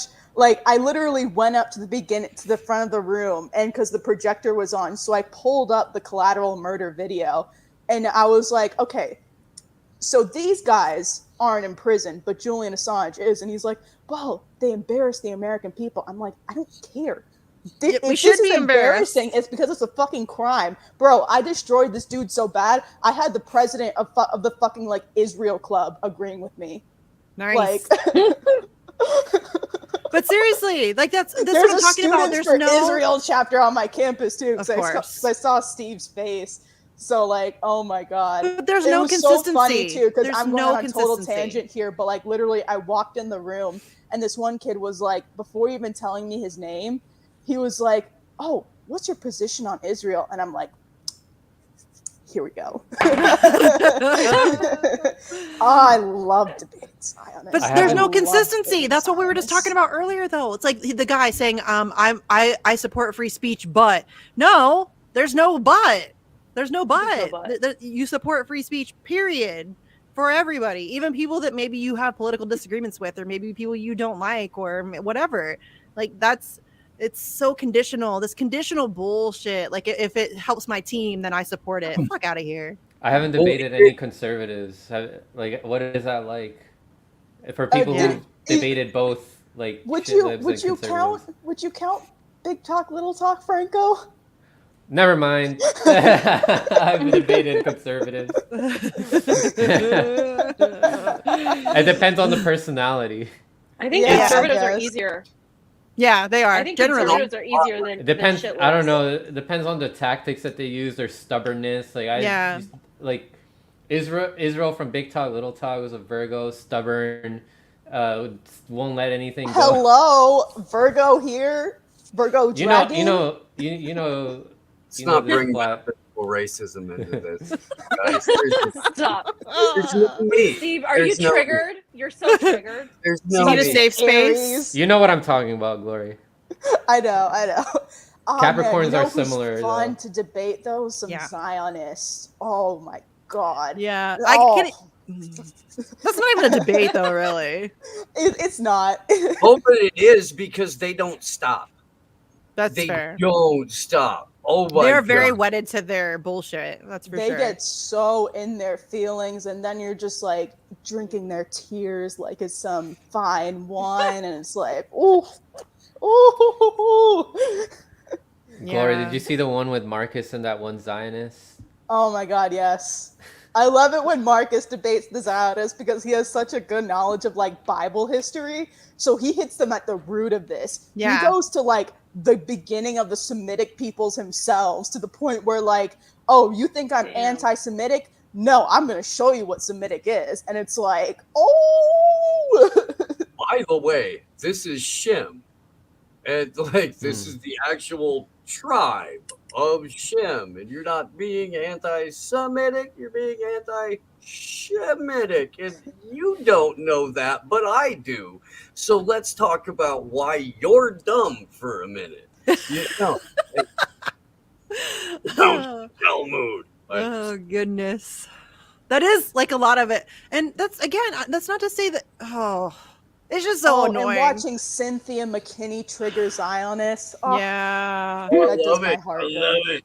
That does my heart good. Cynthia McKinney gets somebody in their feels. DNB progressives hate free speech too, fam.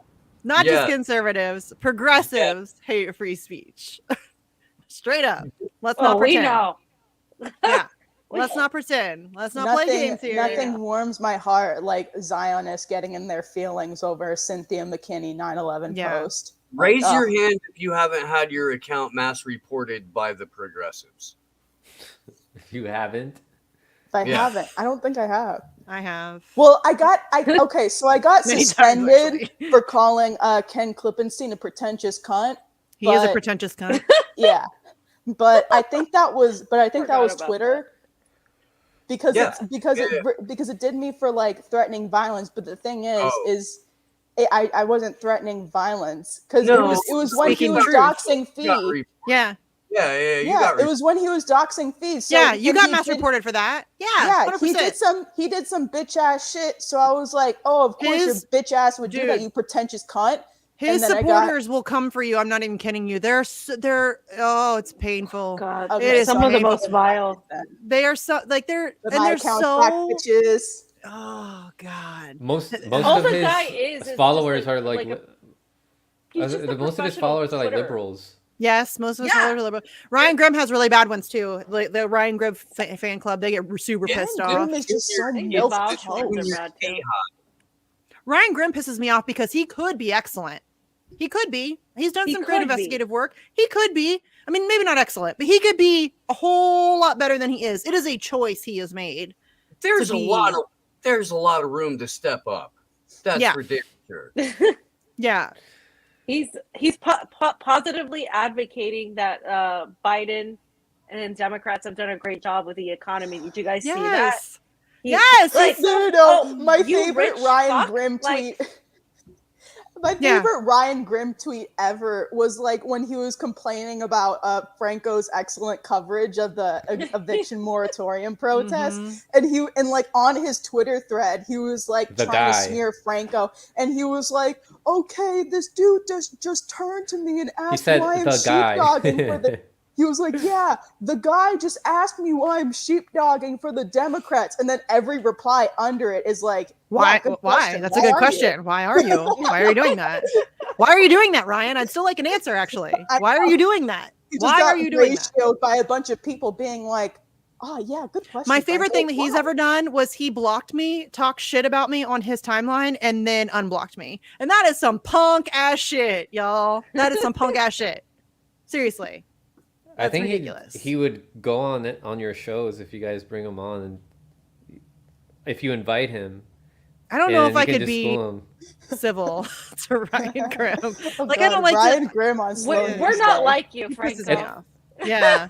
You're very like good at staying calm and measured, and he just pisses me off. Yeah. So that would be hard for me. I mean, I'm willing to talk to anybody. I advocate for that all the time. I would definitely have a conversation with him. I would just be worried. I wouldn't want to like go off and be unproductive because I could totally see myself doing that. Because he Well, getting genuinely heated? pisses me off. Yeah. I would prefer to get stuck on a panel with the guy. Yeah. I would. I'll be honest. But Why a Franco. panel versus like a one-on-one? well, it's never about one that on one anyway. It's never one on one on the show anyway. Yeah. Okay. It's not gonna. This is always going to be like that.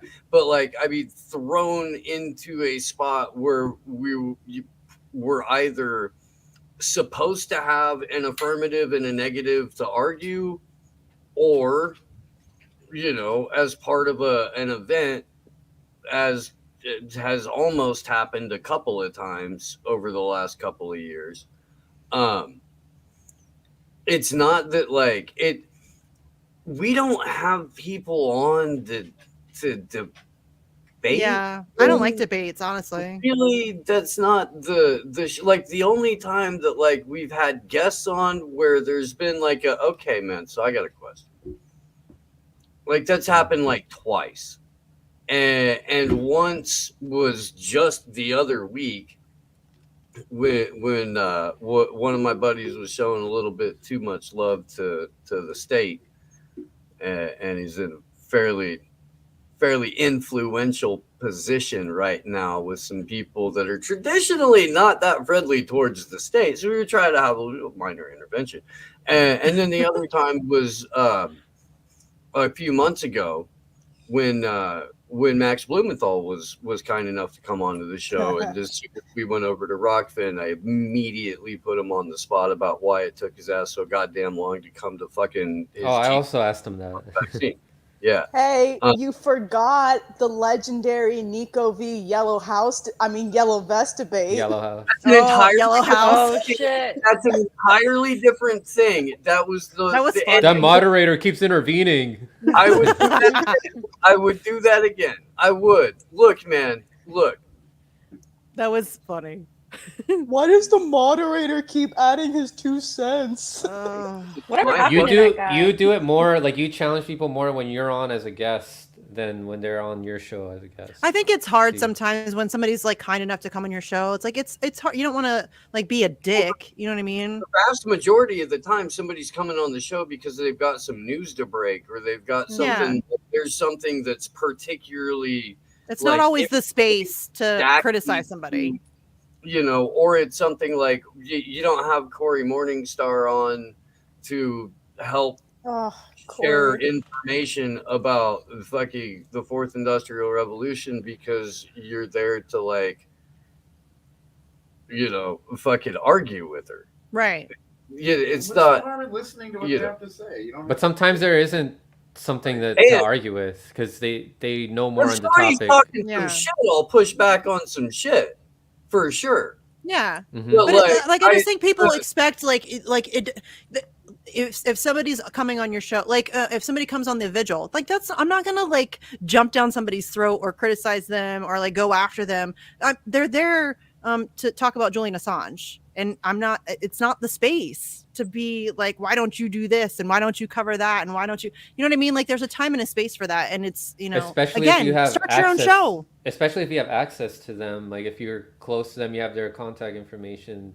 There's an opportunity there to ask them and give them some suggestions on things that you think they're lacking in their show. and here's like, why don't you cover this, or like send them something. But again, we hate those people who come to us and are like, why don't you cover this? Or So I don't privately. like telling No. other people. Yeah, I don't Right. like telling other people how to run their shows either. It depends. It depends. Yeah. If people give me stories all the fucking time. Oh, More yeah. often than not, we end up covering it. You know, it like because it. I think that's different. I think the people part- sending you stories or like that's know, different than like I'm not talking about public thing, like where it's Yeah. like, why aren't they talking about this? yeah. Yeah, It's a there- different- You covered this wrong. Can you say that? Yeah, Like, or you're not and you covering don't this cover enough, or yeah, Or you're not start having your the activists start a on. show, please start a show. We need help. There's a lot of shit to cover, and I don't have time to do it all. Steve doesn't have time to do it all. Fee doesn't have time. Franco, we don't have time to do it all. So please start a show. Talk It's about the- those things that it's you more think so need more the- attention. That obviously lack of understanding of Mhm. that we only have so much time in the day, Yeah, and if we don't know something, we're not evil people. right. You know, Yes. there's opportunity for us to grow and learn. If you send us information. yeah. But yeah, there's only so much time for people. us to Yeah, people send educate stuff, ourselves. and we try to cover like a lot of what they send. 100%. Like I listen to what people send for sure, but there are some I- things like when they send, they're like, "Can you have me on your show to talk about my book?" Yeah, I and don't- it's like, well, Mm. what That's red exactly? flaggy. I need to know more about it. Like I need to, yeah. Yeah, I don't bring people on when they self-invite themselves like that. Yeah.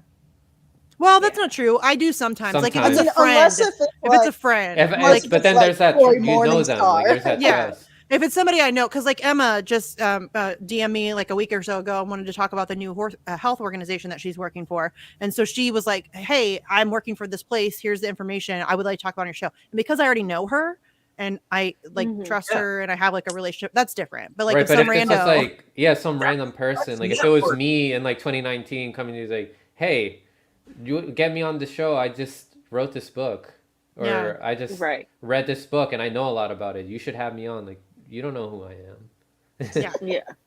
I know. It's like, and like, we're allowed to have lives too. Yeah. Again, I have kids. Like I have choir concerts and basketball practice, and basketball's going really well, by the way, Glory. But Good yeah, shit. like I have other shit to do. And again, I'm not getting paid for any of this. Like I don't get paid for any of it. So this is all strictly volunteer, at least for me. Like I'm not speaking for anybody else. And again, nobody should feel bad about getting paid for their work. But for me, it is genuinely strictly volunteer. So fuck off. You know what I'm saying? Leave me alone. Like I'm just a mom in Ohio. Like I'm not a journalist. I'm not an expert on anything. I like talking to people who are smarter than me about things that interest me. And that's why I do this. You know what I mean? So again, if you can do it better, or if you can then start a show. And if there's a cause that you think isn't getting enough attention and you think I focus on Julian Assange too much, fuck off, dude. Like I'm allowed to focus on whatever the fuck I want to. You go do your thing. Like it's weird to me that people criticize activists who are passionate about the thing that they're advocating for. Duh. What are you talking about? Like, of course I'm passionate about Julian Assange. Of course I talk about it a lot. But it still makes me funny when people say it's the only thing I talk about. Yo. Do they go What with people with MMA shows like this? Hmm? Do they go Right? at people Right. with fucking like super mainstream conservative or liberal shows like this? Do you Are they trash environmental activists for caring about climate change? Do you trash? all No. in the power structure? Yeah. Are they doing anything other than, like, for all they know, shitting on random people on Twitter? Like, what? That's your thing. That's your thing. Right. Like, And I'm going guys, to say it we again. don't Like, your have made as up much version of power as me. them. No, but yes, I have no power. But I found this. Somebody sent this meme to me a couple weeks ago, a month ago, or whatever. Like, the version of me that you've made up in your head. I'm not responsible for that. I'm not responsible, like, because people like have this, like, Missy's a Nazi and a grifter and a right wing anti-vaxxer who's upset, like, as a It white goes over their head. supremacist. Yes, It who's goes obsessed over with head. the sun. Yeah, I'm none of those things. You just made that shit up in your head. Like, you Yeah, created this when they version of me in point your out, head. yeah, when you point that out, it goes over their head. It I doesn't know. cross their mind that it's their creation that they have in their head. Yeah, Yeah, you're what- mad at it's something like- that doesn't it's exist. like You're proof to shadowboxing me. with a me that doesn't exist. Yeah. What do you think about people who say that, oh, like, there is this corner of Assange activists who are really culty and sycophantic and don't acknowledge certain, like, valid There is that. Of criticism? course there is. Of course. Oh yeah. Of course there is. Why Of wouldn't there? course. You think that me and Steve would agree with Julian Assange on what he said about like 9/11? No. Yeah, But that I don't doesn't agree with mean that you. we It think he doesn't should matter. die in fucking prison for Yeah. fuck's sake. Yeah. Yes, Right. of course there's going to be sycophants. There are assholes in every group. Period. End of story. There is not There are and fucking every actors in every group. yes, and every movement it has the opportunity to be co-opted. Every leftist kind of movement is going to be co-opted. Period. End of story. Sounds like happen. something I've said The before, true Misty. ideology I mean, comes from the It's common operation. fucking sense. I know. It's like, of course, And you guys there know are people- gatekeepers in the Assange movement. Like, Yeah, you we guys fuck with know them, for you guys fuck's know sake. them, right? But they're in every fucking movement. Like, that's Yeah. activism. I'm sorry. That Like, is it shouldn't- activism. It shouldn't stop you just because there's like a few assholes you don't like. That should not stop you from your advocacy for a There's cause. plenty of Because if it Assange supporters. stops you, No. yeah, like There's plenty of Assange supporters that I don't like really like. That I don't get along with, and that's okay. I'm not going to chase them around Twitter and make shit up about them. And no, I just let them go do their thing, and I do my thing. I'm focus on that over fighting for Julian, and I'm not Yeah. going to drop fighting Julian like that. They're like, I just can't comprehend that, because then it's like, okay, you didn't really care about the cause to begin with, because like if there's assholes in a movement I don't like, case in point, fucking Black Lives Matter and the anti-mandate movement, like there are plenty of people I don't like in that movement, but my conviction for those causes carries me past that shit to get tunnel vision into the fucking cause and to not worry about these other people. Like, for fuck's sake, people focus on like these few assholes and then shrink back into these echo chambers And then where all they generalize do that everybody's is like them. Yep. yeah, Yep. and then think that everybody else has some nefarious intention, and then that leads them to doing abso-fucking-lutely fucking no fucking thing. And it's like, bro, like, I get it, it's frustrating, but that's life. It's not about You your think ego, this is bitches. supposed to It's be not. easy? No, Yeah. it's not. Fighting No. for our freedom isn't fucking easy, but you have to do it, or else we don't deserve it to fucking begin with. I just want to know who has the fucking like luxury to not have enough of their own problems that they have to go out and fucking create this shit. Like, Drama. everybody that I'm looking at on screen is carrying more than they should. Everyone is. I have spent physical meat space with all of you. Mhm. I've seen you work. I know. I've personally witnessed some of the most impressive drive and determination in my fucking life out of the people that are on the MCSC network and in the Assange movement, like not just contained within our little corner of it, but all over the planet. And I just want to know who are these fucking lucky people Yeah. that don't have enough of their own problems and aren't carrying too much that they got to go out and knock somebody else down. Who are those? Who's that fucking lucky on December 8th, 2021? Right. Because the only people that I can think of are part of the predator class and the people that are the fucking remoras attached to the predator class. Yeah. Seriously. Like, you're going to worry about what I'm doing or what Glory's doing or what Fee's doing. Like, why are you not They're worried not about focusing people on themselves. They're lashing out themselves? at their own Or how about shadow. focusing on the people who actually have power, who are actually fucking you over, who are actually responsible for Julian Assange being in prison, for example? Instead of focusing on me and why you don't like me, focus on that. Or if there's It's a a waste of disagreement, why not time. deal with it with compassion and understanding? You get, okay, so she's Right. just not seeing this. Mhm. I mean, I could probably, No, if 'cause they they- have a platform, I could have a they wait. conversation with them. They Yeah.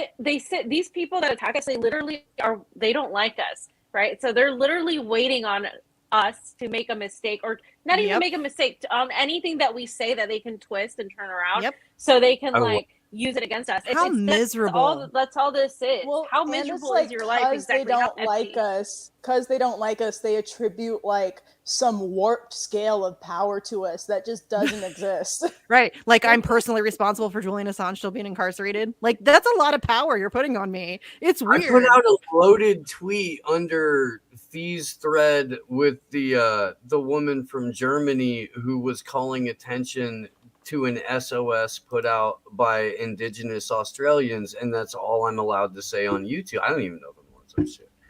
But Fuck it, dude. and I put out a loaded tweet saying, like, I think we can push past the optics a little bit to recognize the gravity of the situation. And of course, these fucking Muppets Twist it. were like, oh, ding. And I finally got a chance to be like, yes, you absolute fucking Muppet. The optics of putting out a fucking quote unquote Nazi going, maybe we shouldn't round up the people and put them in the camps. Yeah, I thought we were past this. I talked to Grandpapa. We found out what happened. We're not going to do that anymore. Like, Speaking of that German accent, I thought it was common knowledge that Nazis fled to Latin America after World War II. Didn't they? Like, there's even Hollywood movies that depict that. Yeah. Yeah. Like I know, as a Latin American, I know. Like, literally, when you find them in Argentina, Chile, mainly some parts of Bolivia, but they're in Peru too. They have like German names. A lot in Argentina. Literally German, and they're like white, like blonde hair, blue eyes, Argentina, German names. Chile, Brazil, Speak like fluent Spanish, and Nicaragua and, even. like, yeah. And you're gonna tell me that like, I was highlighting the fact that these people in Latin American countries are fighting actual imperialism. They're fighting actual Nazis. And in other parts too of Europe, like in Spain, they're fighting actual Nazis. Meanwhile, Americans think that every Proud Boy and every Trump supporter is a Nazi, and they cry when, you know, we disagree with them and call us Nazis. So I'm like, you know, these people are facing real fucking violence and real like dire issues. And so you're like, and they can't, they're like, oh, she's saying that there's no Nazis here? Oh my God, how dare she? Well, Oh, and she's like, You never said that. You never said that. Yeah, as You never said the US didn't have Nazis. Nazis. You never said that. I didn't. The Proud Boys, they are either Feds. ops, Feds. they are either racist, or they are either dumbass sheep that will do anything that the red team tells them to do, but they're not Nazis. I'm sorry. I'm sure They're maybe there not are some. Nazis. Maybe there's a couple. Maybe I'm not going to say that there's none. You know, because there are real Nazis in this country. Absolutely, of course there are. They're everywhere. You know what I mean? But come on, this whole literally labeling everybody that disagrees with you as a Nazi is so infantile and counterproductive. All you're doing is diminishing that real threat. That's all you're doing. Well, and It's Bosch level of list childishness. What makes somebody a Nazi every single day? That list never gets smaller, friends and neighbors. It's only going to get bigger. It's the opposite of newspeak. In fact, it's supposed to be.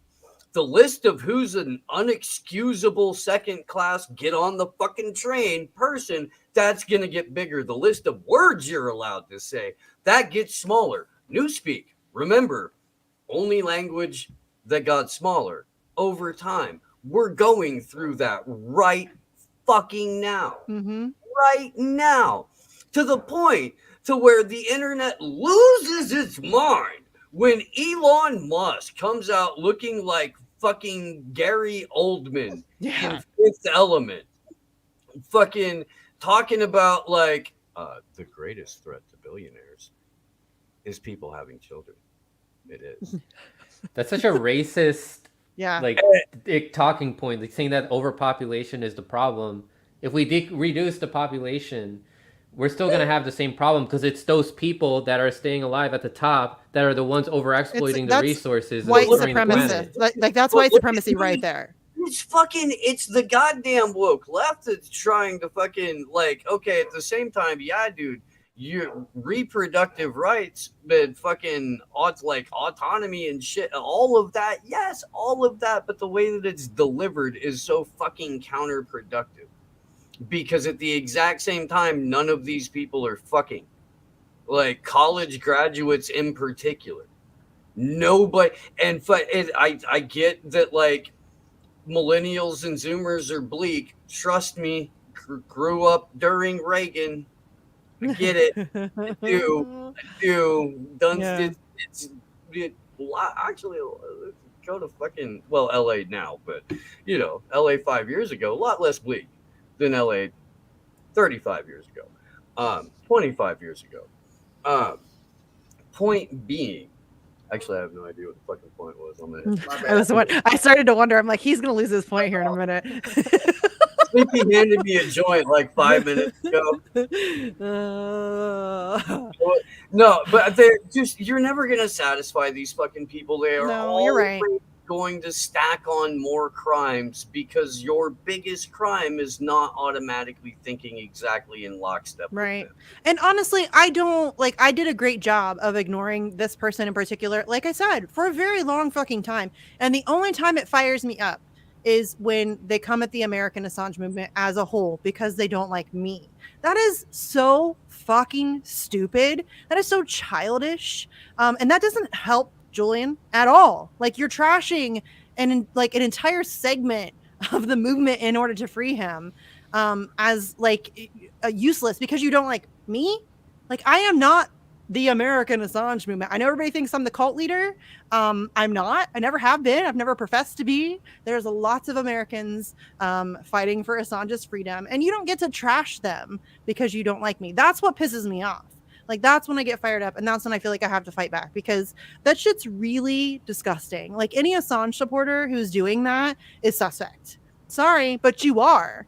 But that's not an okay thing to do. You don't get to trash an entire movement because you don't like one person. Mm-hmm. I don't know why I have to say that to grown-ups. If you don't like me, then come for me. Like, but they don't do that. They come for the entirety of the American Assange movement, and I'm somehow like the leader and responsible for all of that. No. There's a lot of people who work behind the scenes.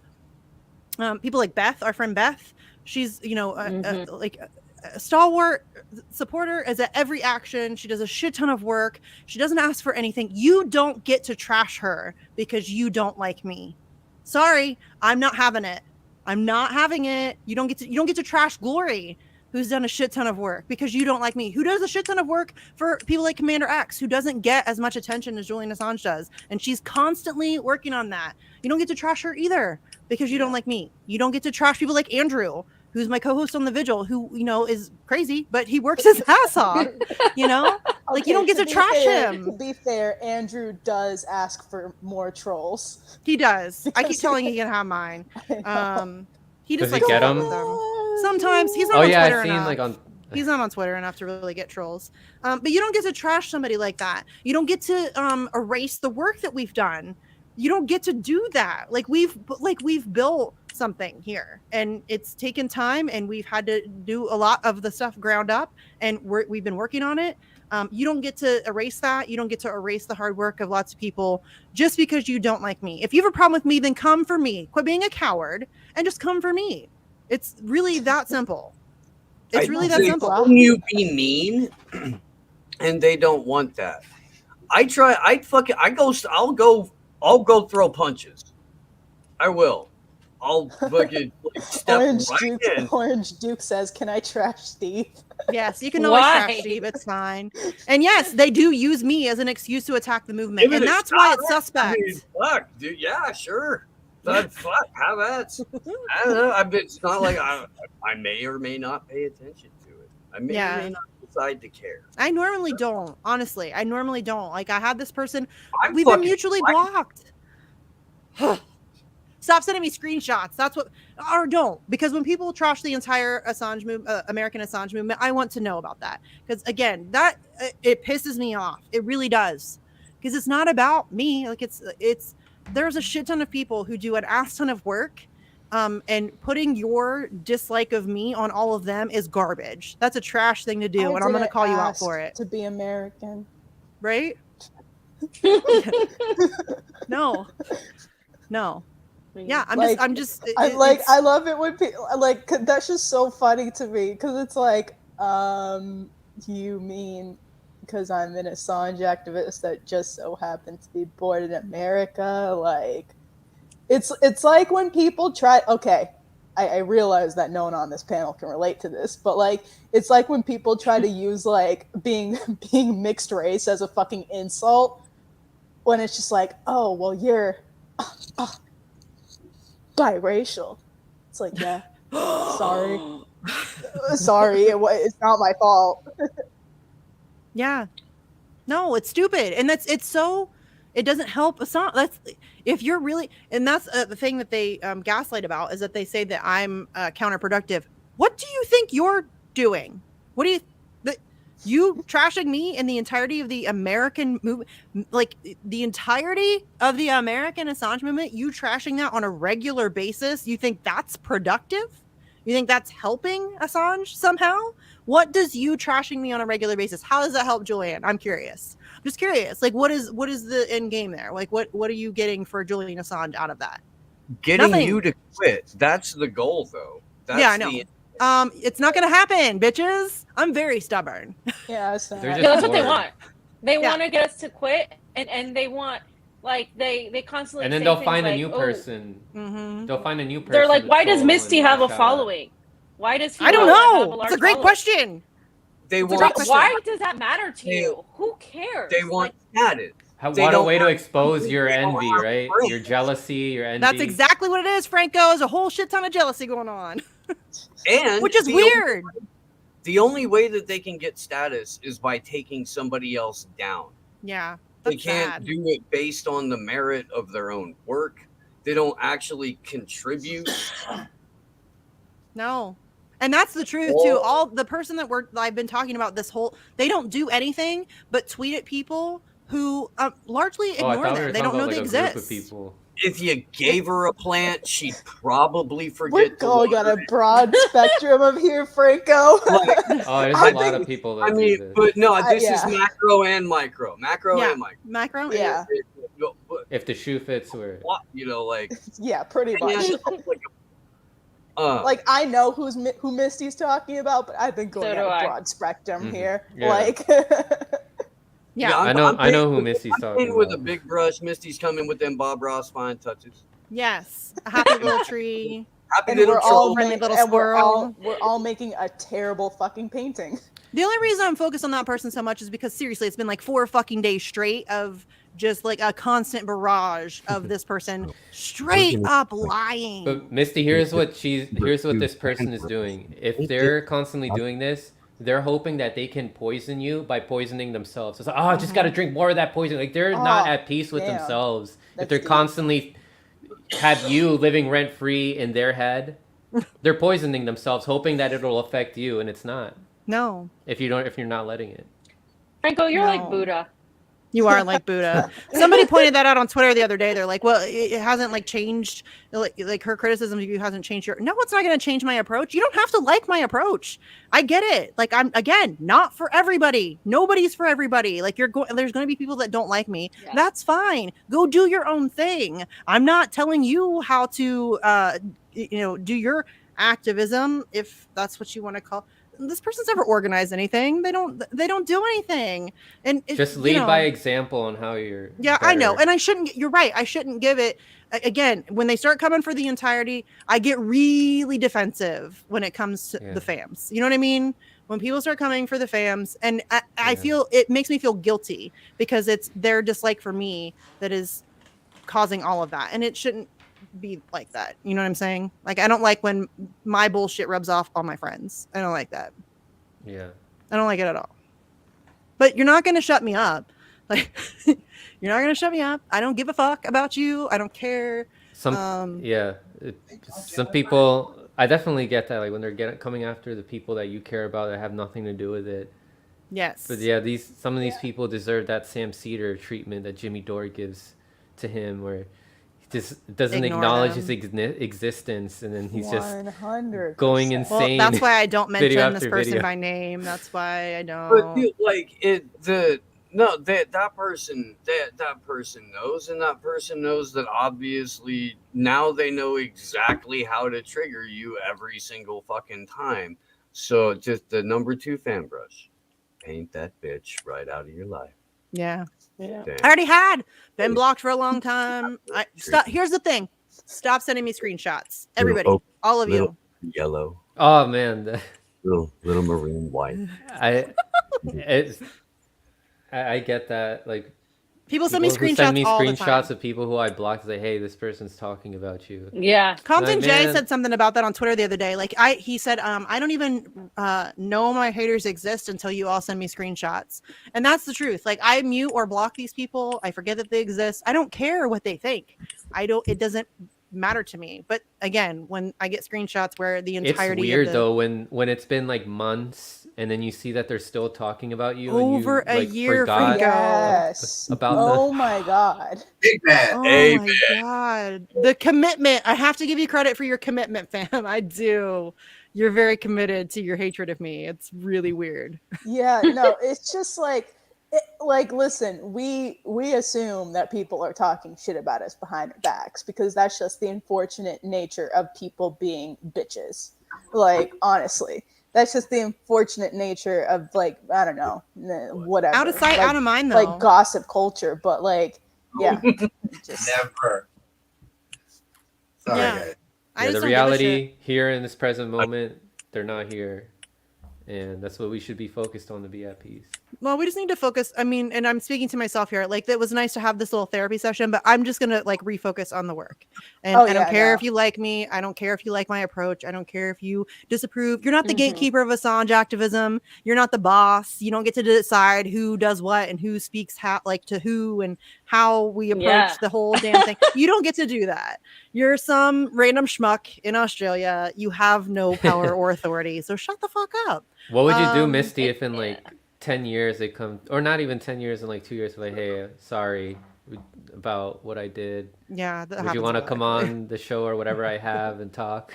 Yeah. Oh God, that'd be weird. I mean, I've had people reach out after a while and been like, hey, you were right about shit. That's happened to me lots. Wow.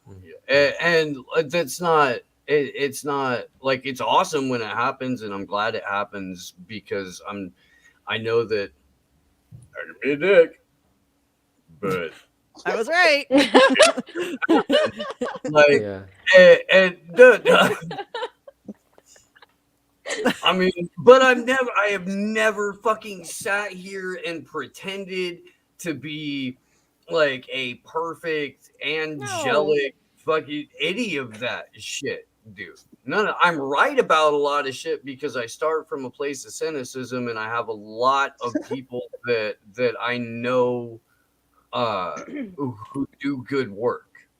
Yeah. Like real, actual, on the ground or deep dive through the bullshit work.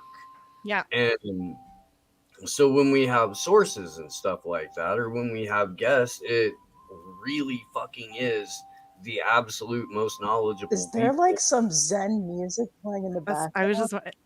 That's yeah. Sleepy.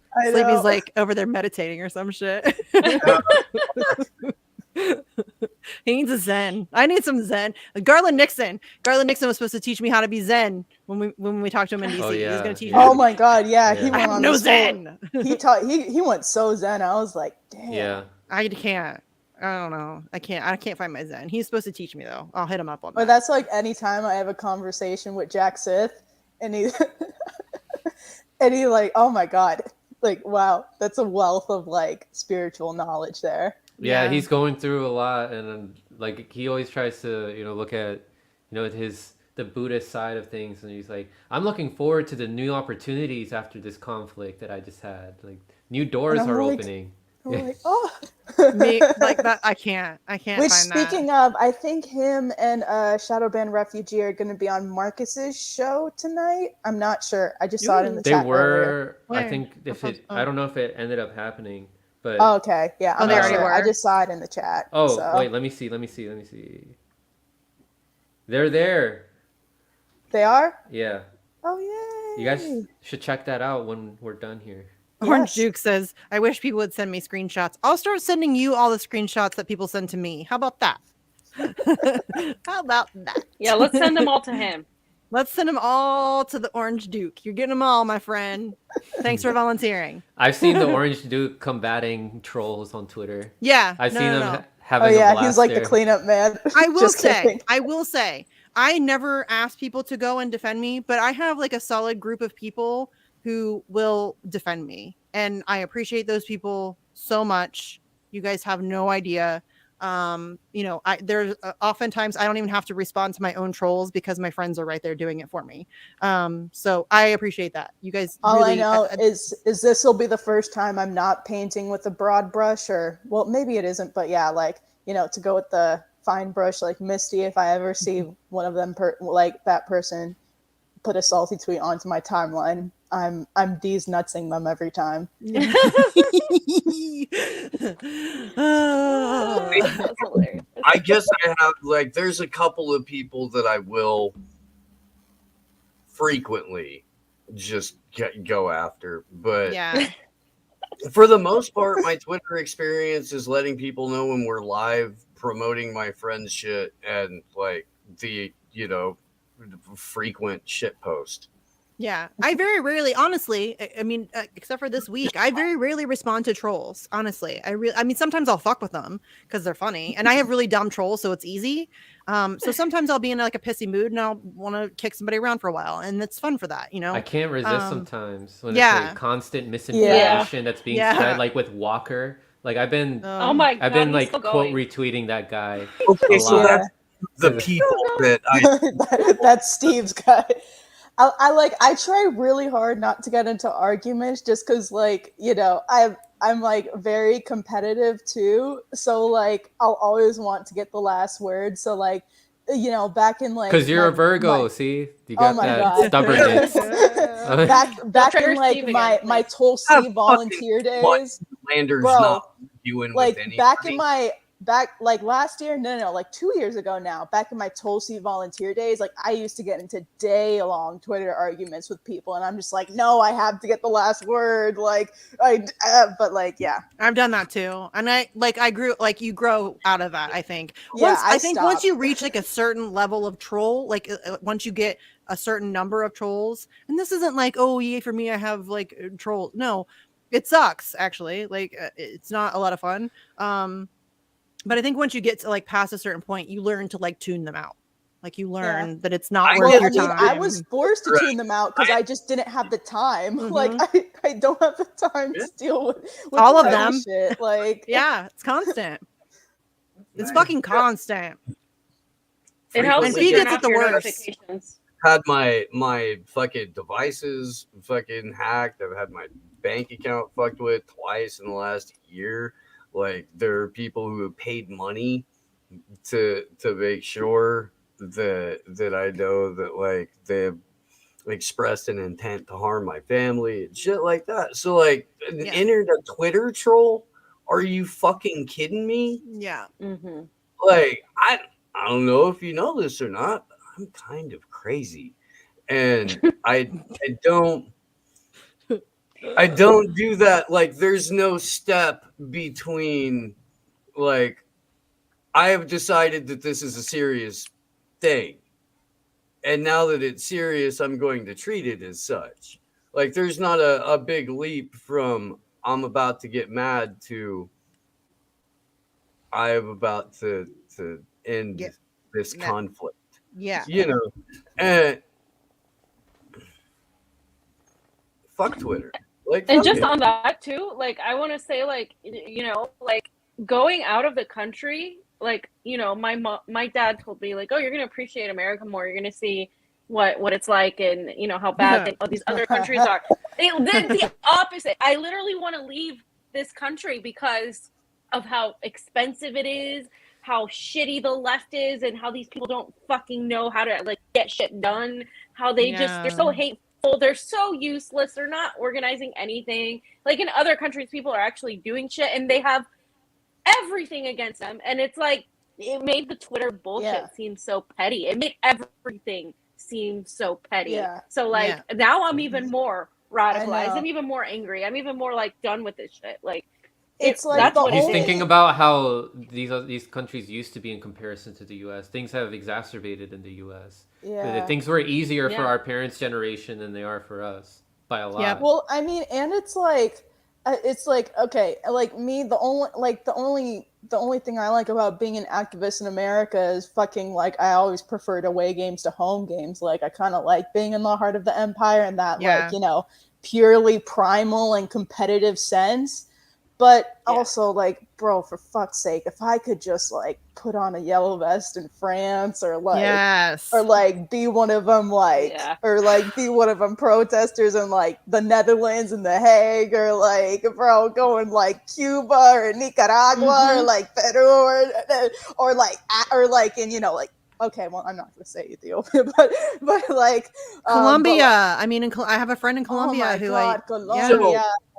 Nigeria, oh my god, Nigeria, I would protest the shit out of Shell, bro. Like the Pacific Islands, like protesting fucking deep sea mining. They're like, bro, like, oh my god, we're such pussies here. Yeah, if we're gonna use our enemies as logic, as Westerners in general, we all have a certain amount of privilege.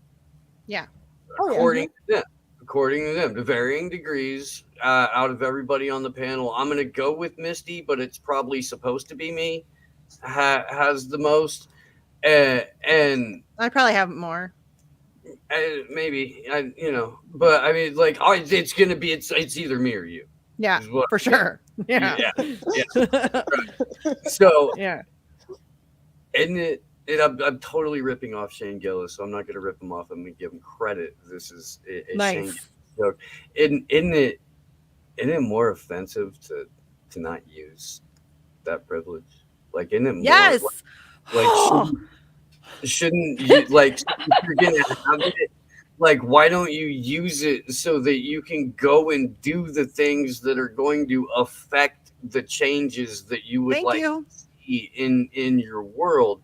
Otherwise, if you're sitting around and you're just screaming at people online, they're in your privilege. Let's assume that you actually look like what your profile picture says you look like.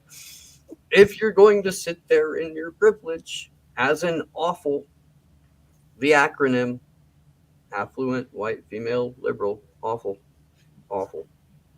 just awful. It's more insulting to everybody for you to waste it like that. That's the whole point. I mean, that's why we all love Pasta so much, because like Pasta he's my emergency white man. Yeah, he's a designated white man. Yeah. I need a white dude. You guys know me. Yeah, you I do. need a white dude. Yeah. Right, I'm grateful for Pasta. I gotta head out. Bye, Franco. Bye, Thanks for Franco. coming, dude. Thanks for having me on. Those Of course. Anytime, dude. But I talk about this all the time. Like, people get mad at me because I'm willing to like have conversations with people who are to my right and who are maybe casually racist.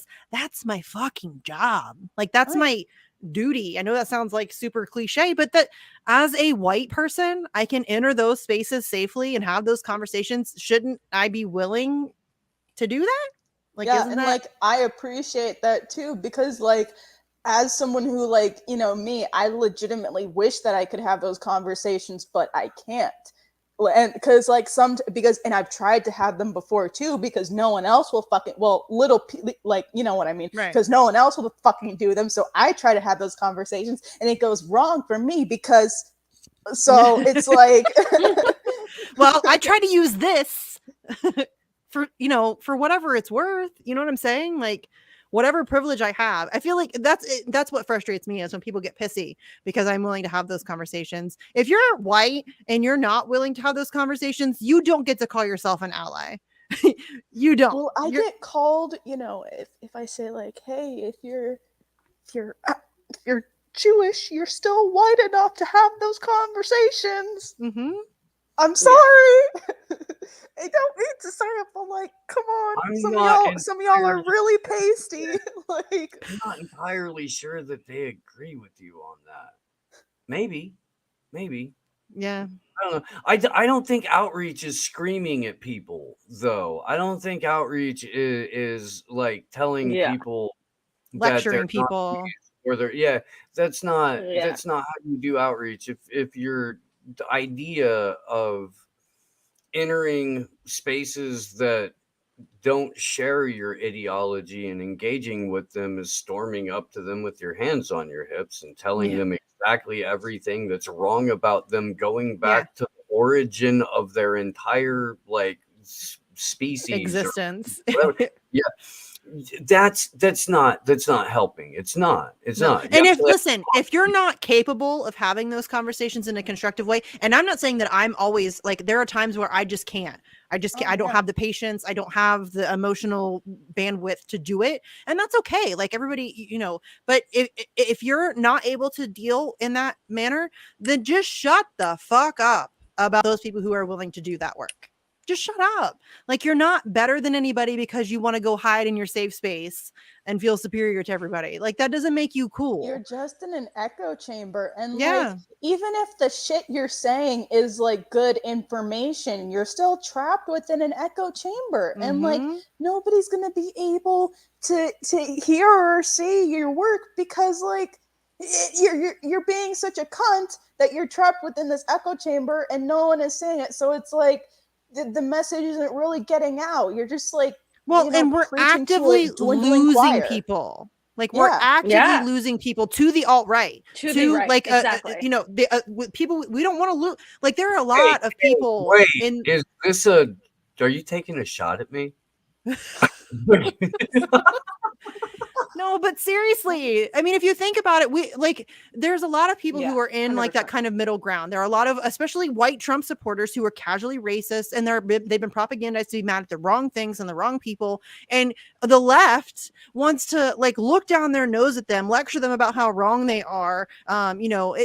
Sneer at them. They're irredeemable racists. You don't want to have conversations with them. You're too good for that. Fuck off. You're losing those people. Those are people and the right who welcomes them. Yes, and they agree with us. They agree with us on so many things. Anarchists, so many things. Anarchists welcome you too. It's true. That's true. That's true.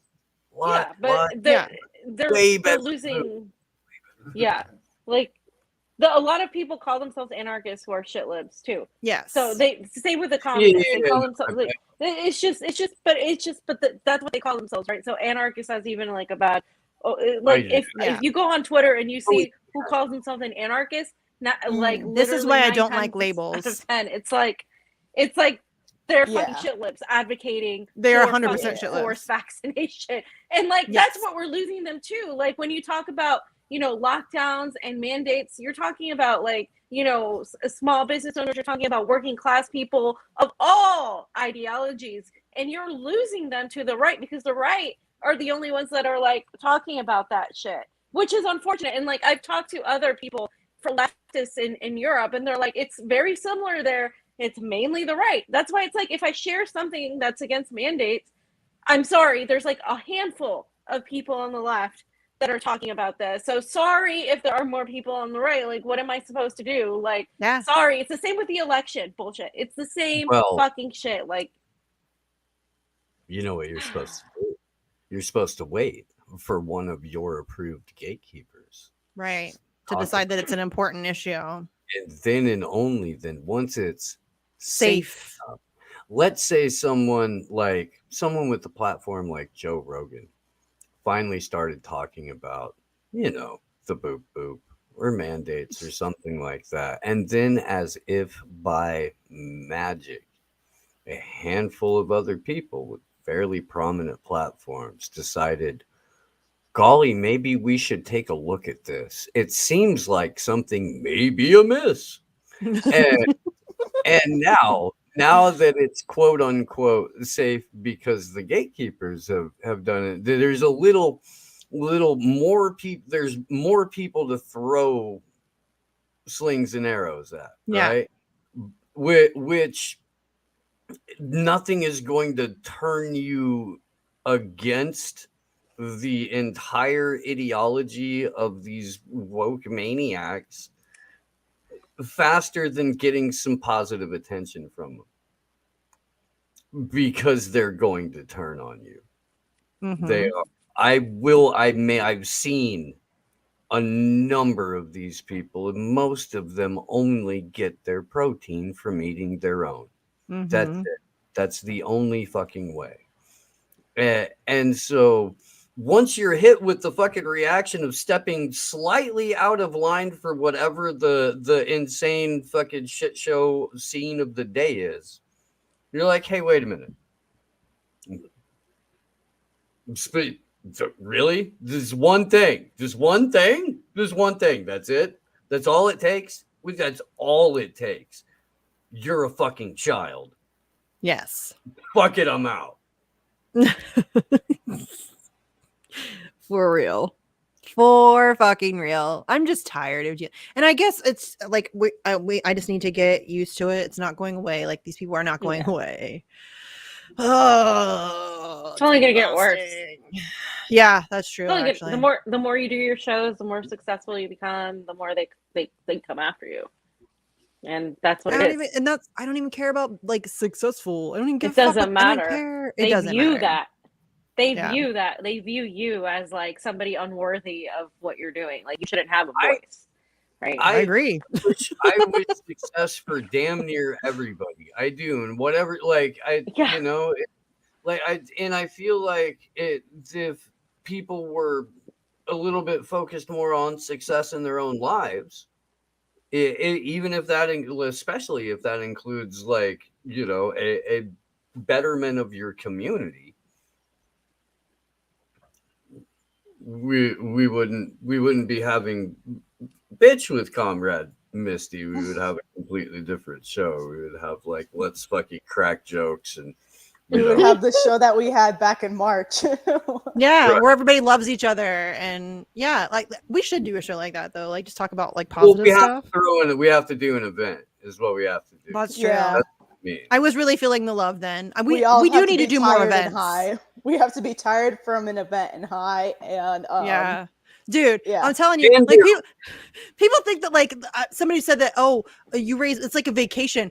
Y'all, it's not a vacation. It's fun. I'm not gonna lie, it is fun. Like, it's fun to be in a house full of people who get it and who are on the same page and who you can have really stimulating conversations with about things that you care about. Like, it is fun. It's fucking work. Steve doesn't sleep at all, I don't think. It's constant. You're constantly either making t-shirts or buttons or recording podcasts. On the morning of the 17th, I woke up at about 6 a.m. So I could take an online exam before getting ready and going to the march on the 17th. Yeah. Yeah. Yeah. I mean, we're taking time away from our families. Again, these people but they don't give a shit. They don't give a shit. They like to sit at home from their couch and criticize everything that we're doing instead of doing something. Make yourself useful, for God's sake. Do something. When we throw an event, we got to make sure that Magnus gets there too, because we have to exchange our grifter merchandise.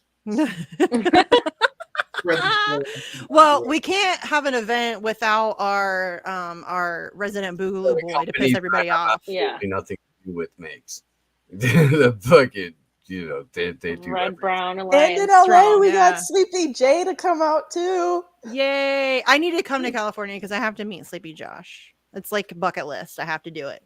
Hell yeah. So maybe we California- should do another LA event Yeah, sometime soon. Although traveling's a bitch right now. I don't know. We Ugh. should we should all show up. We should all show up at Kendra's house in Colorado. In Denver. Yeah. Meet in the middle. Kendra. See, that's another person. I've You don't get to never shit on met Kendra Kendra. because you don't like me. Kendra puts in work. I never All got the to meet time. Kendra in person. Like Kendra I brought know. like that We Are Millions photo that I used for my Twitter profile. Like she bought a picture of that to her protest and took a picture of it, and I was like, ah, damn it, I have to meet you in person now. Yeah.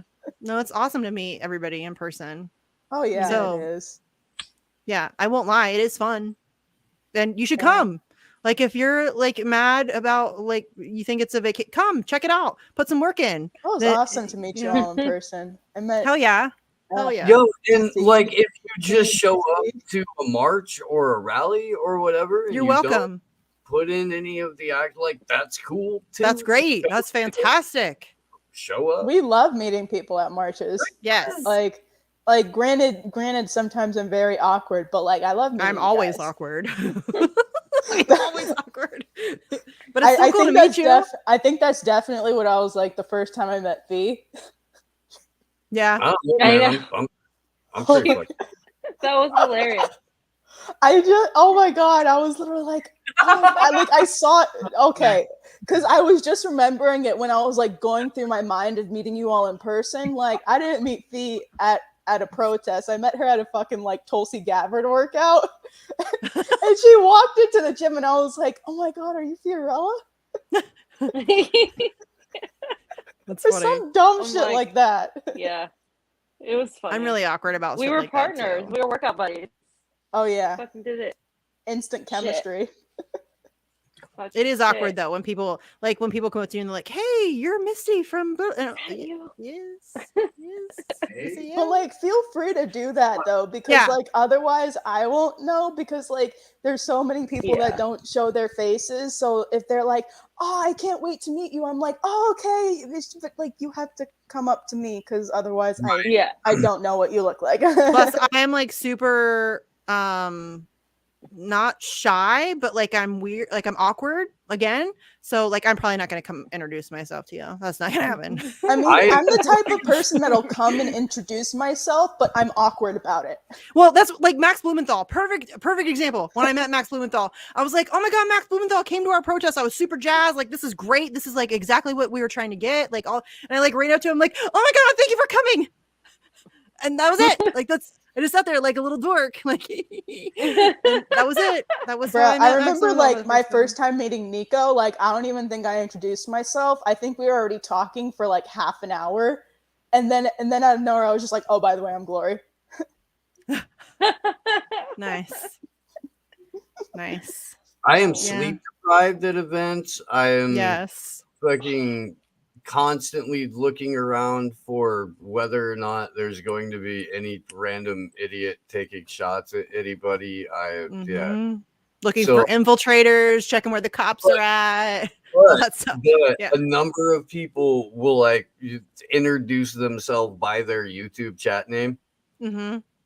right? As like If you go by your YouTube Or chat their name, Twitter name. I'll instantly know, I promise. Yeah. Yeah. Yeah. Twitter or Yeah. YouTube, I'll know. or your Twitter Yeah. handle. Yeah, Or yeah. Rockfin. Yeah. People introduce themselves like that all the time. Yeah. that's- Eric did No, that. no, Coy no. Contrarian was like, "Hey, I'm Coy Contrarian on Twitter, and that's not my name, but No. Like, the best is when they come up to you like introduce themselves by their like legal name, and then you're like, "Oh, hi, nice to meet you." And then they're like, "Oh yeah, I'm so and so in chat," and I'm like, "Oh." yeah." You should come at me with your username first, because then I'll know who you are, and it'll be better. And But then you then can tell I'll me your learn real your name real if you want me to name know it. If you eventually. don't, that's fine too. So Yeah. weird. It is So weird. It's weird, but I mean, I The only like reason meeting you fuckers guys know my because name like, is because I introduced myself at the beginning of the show. Otherwise, I'd probably, like, Yeah. It is weird to be recognized. It's a little bizarre. it's so weird. Oh my god! But it's like some of these people are so sweet. They're though. fans. Like, These are fans. like- Like shout out to Grizzly Anon, who drove all the way from Montana to protest with us in Los Angeles and like introduced himself to me and Steve. It was so sweet. Like, Yeah. Savage. That's amazing. That's the best when people like come out to your event. That's what we want. No, like I That's the love point. it when audiences get activated too. It's like, yes, I love it. Yeah, we need more of that shit. We Yeah. do. More of We that need shit. people hanging out in physical space, period. Yeah. It's tough right now. I get it, but stop being a we need Nazi, more of Steve. that. Seriously.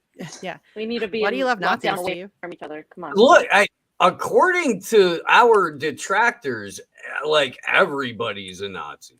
Yeah. That's what I'm saying. It's the Oprah meme. You're a Nazi. You're a Nazi. You're a Nazi. Everybody's a fucking Nazi. If you disagree with me, you're a Nazi. It's ridiculous. Words have no meaning at all. It's exhausting. Tim Dillon was Anyway. going off on the same shit the other week. He's like, maybe Doja Cat's a Nazi. Everybody's Maybe a fucking Nazi. a Nazi. Everybody's a Nazi. Ridiculous.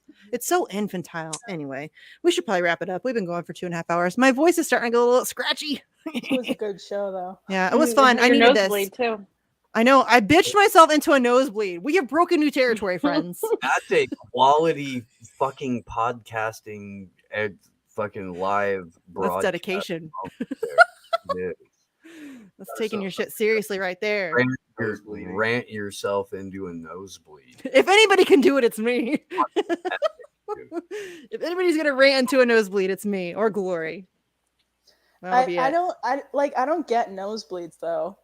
I do. To be fair, like it's not super cool. I do get nosebleeds a lot, so it's not, especially in the wintertime. But ever since I broke my nose, and like I don't really rant myself into sore throats either, because like I'm louder at protests, so like I have to have some sort of durability. Yeah, nothing like Glory with a megaphone. Oh shit! Or Andrew. No. Andrew's pretty amazing with the megaphone too. Andrew's pretty great on a megaphone. And Pasta's really good at emceeing. Oh my god. Yeah. He's like the best host of an event ever. Seriously. I hate the megaphone, but I can do this shit all I don't day. like public speaking at all.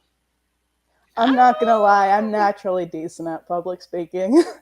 I'm good at public speaking. I just don't like the megaphone. Like if you I just don't like the attention. Or a podium or something like that, I'm good with it. I don't know what the fuck it is, dude, because I know that I didn't prepare. I know that somebody just handed me a megaphone. I'm about to. Yeah. I'm not gonna lie. I don't prepare either. About today, no fucking clue, and I can sometimes some random shit just comes out. Yeah, like if I know I'm gonna be given a megaphone, like I'll come up with like, you know, maybe 1 to 3 points max that like I know I want to hit. Yeah. But like I've never written a speech before. No. Every time I tell myself I'm gonna write it out in advance. I'm gonna like send it over to a couple of people. Yeah. And it gets to be like never happens. And there's 18 billion things to do, and everybody else is just as fucking busy as you are, and it doesn't happen. It never happens, because I've had that same thought when I MC or when I hosted the March for Medicare for All. I'm like, okay, I'm totally gonna like have a speech written out. I'm gonna have like all this. No, that didn't happen. I didn't have shit. I winged it. I winged the whole damn thing. None of it was scripted. I just never. I don't know. I don't do scripted well anyway. It always feels very forced. If I write it out, I don't use it. Like I'll write it out, and the idea will be in there, but I won't look at it ever, like or use it. That's how I am. Like even for school, like I never write out what I'm gonna say. Like even for school shit, I like give myself like a key set of facts to go off of, or like a couple of statistics if I need it, and then I just like go from there. Yeah. That's the only way I can operate. I can't do like a script, like reading a teleprompter. I couldn't do that shit. It all feels very fake. So robotic. This is why I don't interview people like where I write out questions and ask questions. No, I don't do that either. But that's why people love Slow News Day. It's true. Mm-hmm. It's true. Yeah. It what is true. other show got Vanessa Bailey and Corey Morningstar on at the same time? That was pretty dope. Or bro, you I John Bedmore. Corey's amazing.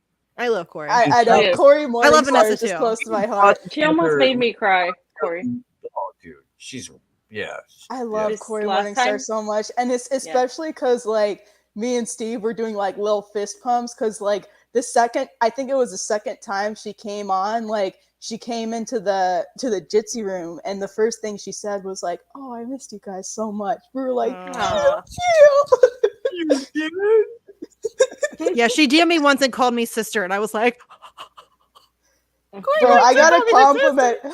I got a compliment from Corey Morningstar once, and I was like, I know, right? Like there are certain people, like I try not to get like Whitney Webb makes me nervous as fuck. I get really like intimidated. Like I finally had her on the show. I was so scared, you guys. I was so scared. You guys know, like for whatever reason, like she's been like this thing to me, like this thing.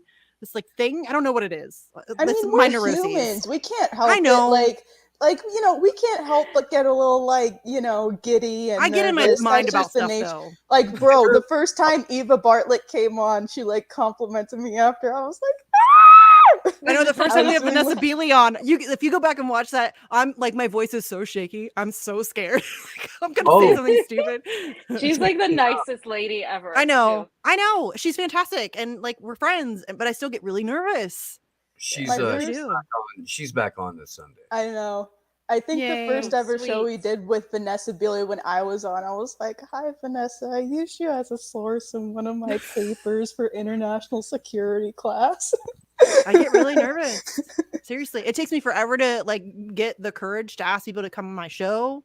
Like I'll stress about it for weeks. Oh no, me too. Me too. Weeks. I know people that have been doing this for like 20 fucking years, like at radio and shit, that still are like, I don't know. It Wanna- sucks. Can I bother this person? I 'Cause know. I know.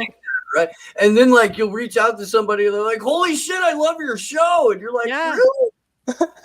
That's what happened when I was promoting the Assange protest. Was like I was reaching out to different groups of people, and I was like so nervous. I was like, "Oh, I don't know, like, hi, will you respond to this?" And then like Answer Coalition actually sent people, and I was like, Doesn't like don't you get excited? I guess so. Like when seriously, when Max Blumenthal showed up at our protest, because I had asked him, and I was like, "Holy!" And Dan Cohen showed up, and I'm like, "This is awesome." Lee Camp showed up. This is awesome. Like that's what when you try to get people to come to your events, or and they come, like that's great.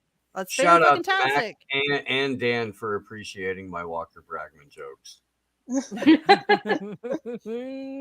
Yeah. Making friends. Max has right been going friends. in on Walker, and it's been fucking awesome. It's glorious. Dude, I thanked Yeah. fucking Jeremy Lafredo yesterday. I'm like, normally it's just me dragging this fucking Muppet around and it sucks. Yeah. Dude, I'm glad you guys are fucking He's getting digging dragged all kinds of ways by all kinds of "Oh, Yeah, people. he bro, is. it's whew." Finally. I think I'm starting to see that more and more P Ward is done with this bullshit. So that's And good. John Well, Mubarak and is because good he's always something, too. like simping for the squad too, and Yeah. like these politicians. Like, I think he even went to one of the March for Medicare for All. He did. And he was giving this like milk toast ass speech about like, how great the squad is. yeah, like we need to vote them in.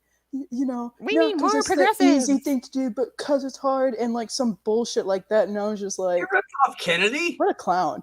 He ripped off Kennedy. I don't Yeah. know. I don't even remember what he said. I just remember I don't it either. was It some was like really- electoral Well, that- simping yeah. shit. It was bad. It was bad. Yeah, he is. Again, because they're not writers. They're not. They've got fucking Well, and they're surface level thinkers. Yes. This is the problem with being like a super binary thinker is that you can't handle complex thoughts. I know we're trying to get out of here, so I'll just I'll stop. I'll stop. No, but we can save that for another day. Yeah, we should probably wrap it up though, because it's Yeah. fucking late. Okay, so Fee, you want to tell everybody whatever you have coming up, all that good stuff? Yeah, so I'm recording for RT. We're gonna talk about Biden's useless bullshit. What is it? Crosstalk tomorrow, so it Yeah. should be out Friday. So be on the lookout for that Friday, and then we're gonna be trying to get back on schedule. We're like sort of in between moving and figuring out where we're going to. But then we're going to be going back to Nicaragua and Honduras in January. So look out for that. And yeah, that's it, folks. Thank you so much. You guys can find me on the Convo Couch on Rockfin, especially YouTube, obviously Twitter, where the trolls come after us. So I'll see you guys later. Yeah. Thanks, V. All right, Steve or Glory or whoever wants to do the Slow News Day spiel.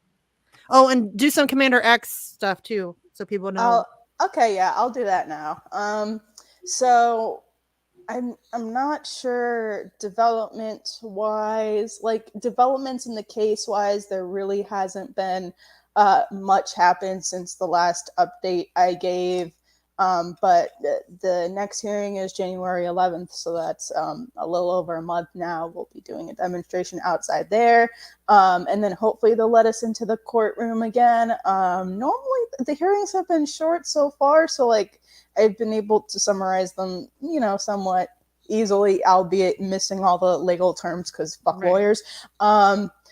But yeah, I can't really think of any recent developments. Just at FreeCommanderX_ on Twitter for any updates. With the holidays coming up, he could always use some commissary if you can spare anything. Like, please don't push yourself if you have to, but it would be greatly appreciated. Also, please write to him because jail sucks. And it's hard. I don't know what else to add about that, but Santa Rita is a typical U.S. jail in the carceral system where it really sucks. There's a lot of tension.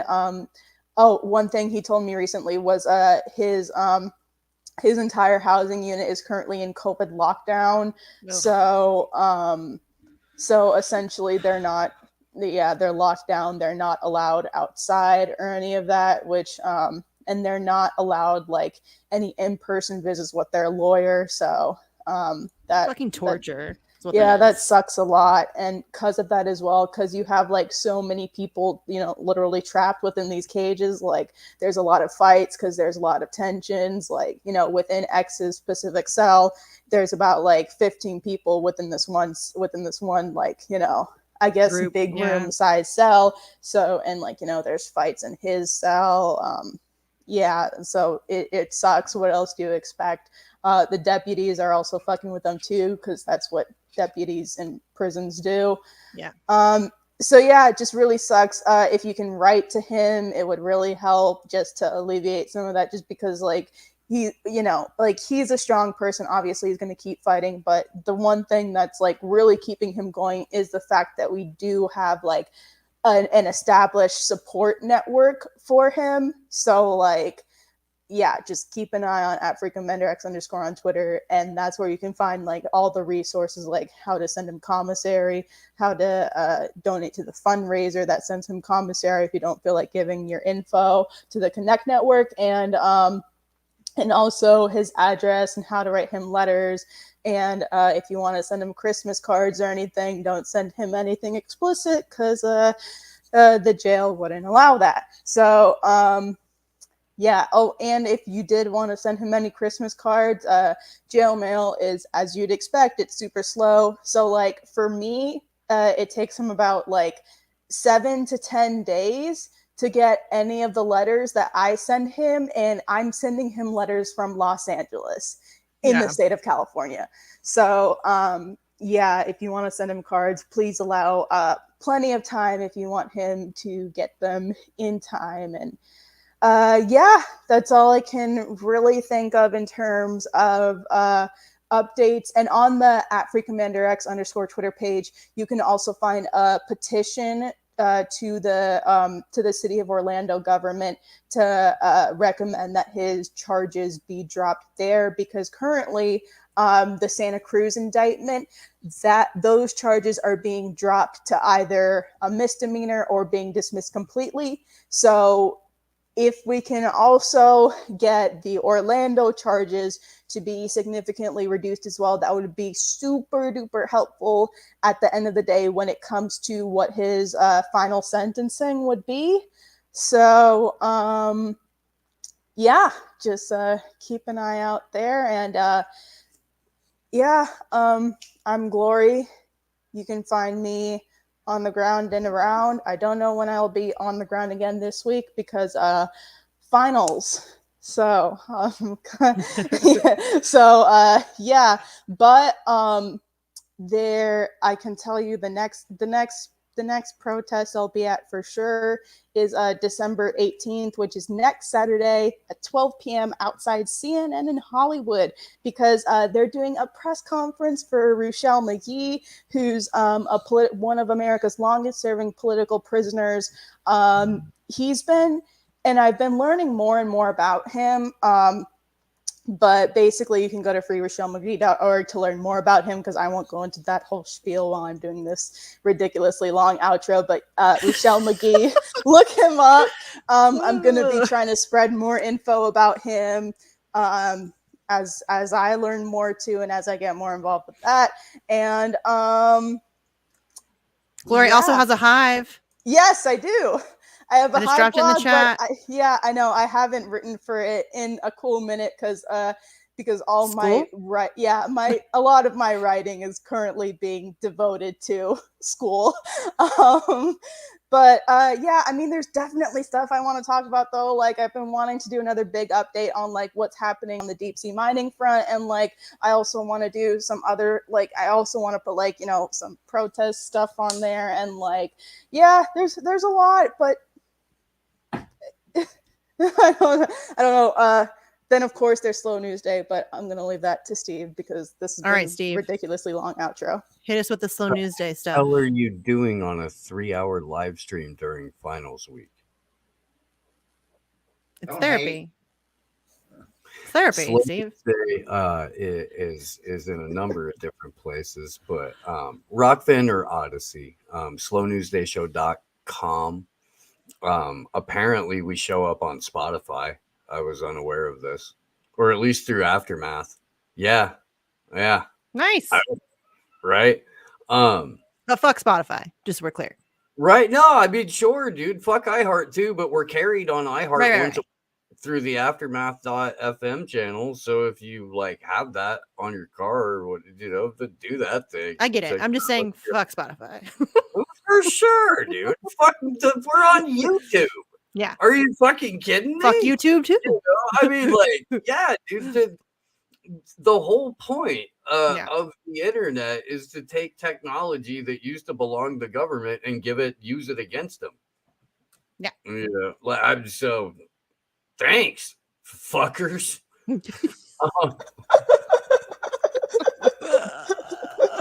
Vanessa Beeley's going to be on with us on Sunday. John F. O'Donnell, former Redacted Tonight correspondent, stand-up comedian, hell of a guy. He's going to be on tomorrow morning. We've got cool stuff. We do. We've got cool stuff coming up. That's what he says when he forgets what's coming up. No, I know. I do know. I just can't say dates, but there's going to be that whole like, maybe he really is alt-right because he's gonna have James Lindsay and Dave Smith on, it's I just T-shirts. truthclothing.io/collection/slow news day. You can also go directly to Truth Revolution Clothing at truthclothing.io. They have a partner program in which we are a part of, as well as Last American Vagabond, Lift the Veil. Quality Matrix bars. And see, it's not. They don't sponsor this show, but do you guys? I don't care. Hype them. Oh, I honestly don't know if. I don't know a sponsor. Okay. Hype them. I don't care if they sponsor me. No, there's a company called Matrix Bars that makes psilocybin mushroom chocolate bars, and they're delightful. And they occasionally send me some for telling you guys about them. Send him a box, bitches. He hyped it on my show too, so send him a box.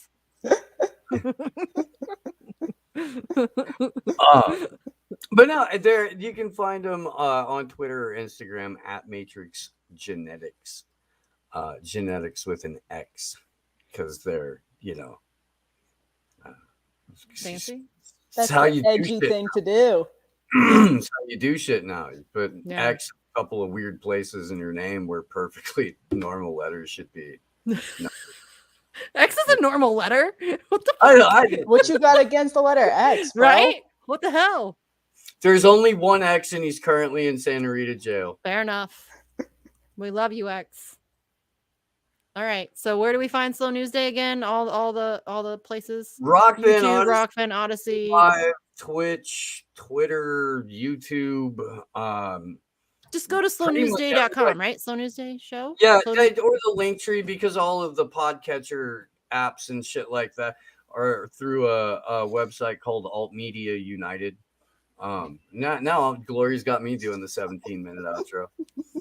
I'm kind of helping. I'm kind of like adding on questions. Sorry.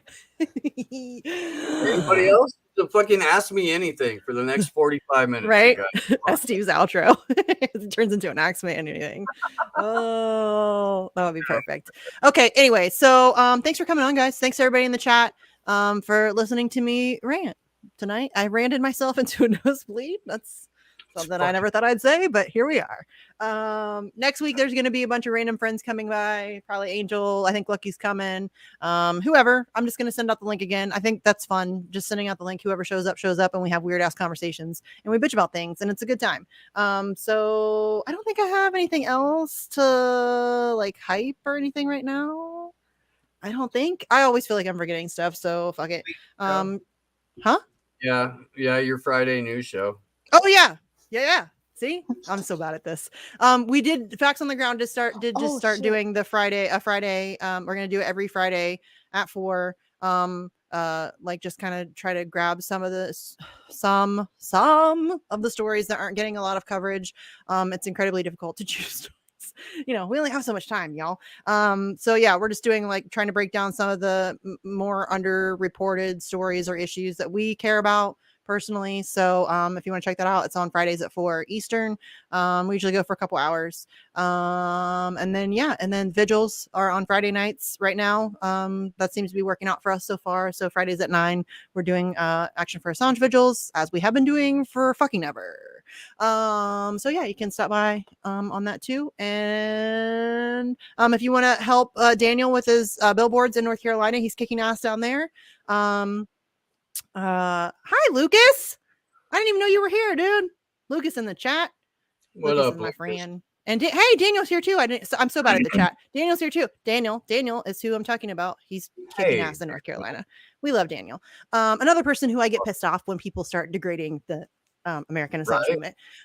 Daniel is awesome. I feel bad for them because they have to get shit on because we're gregarious individuals and loud. Yeah, I'm sorry, you guys. Genuinely, I am sorry for that.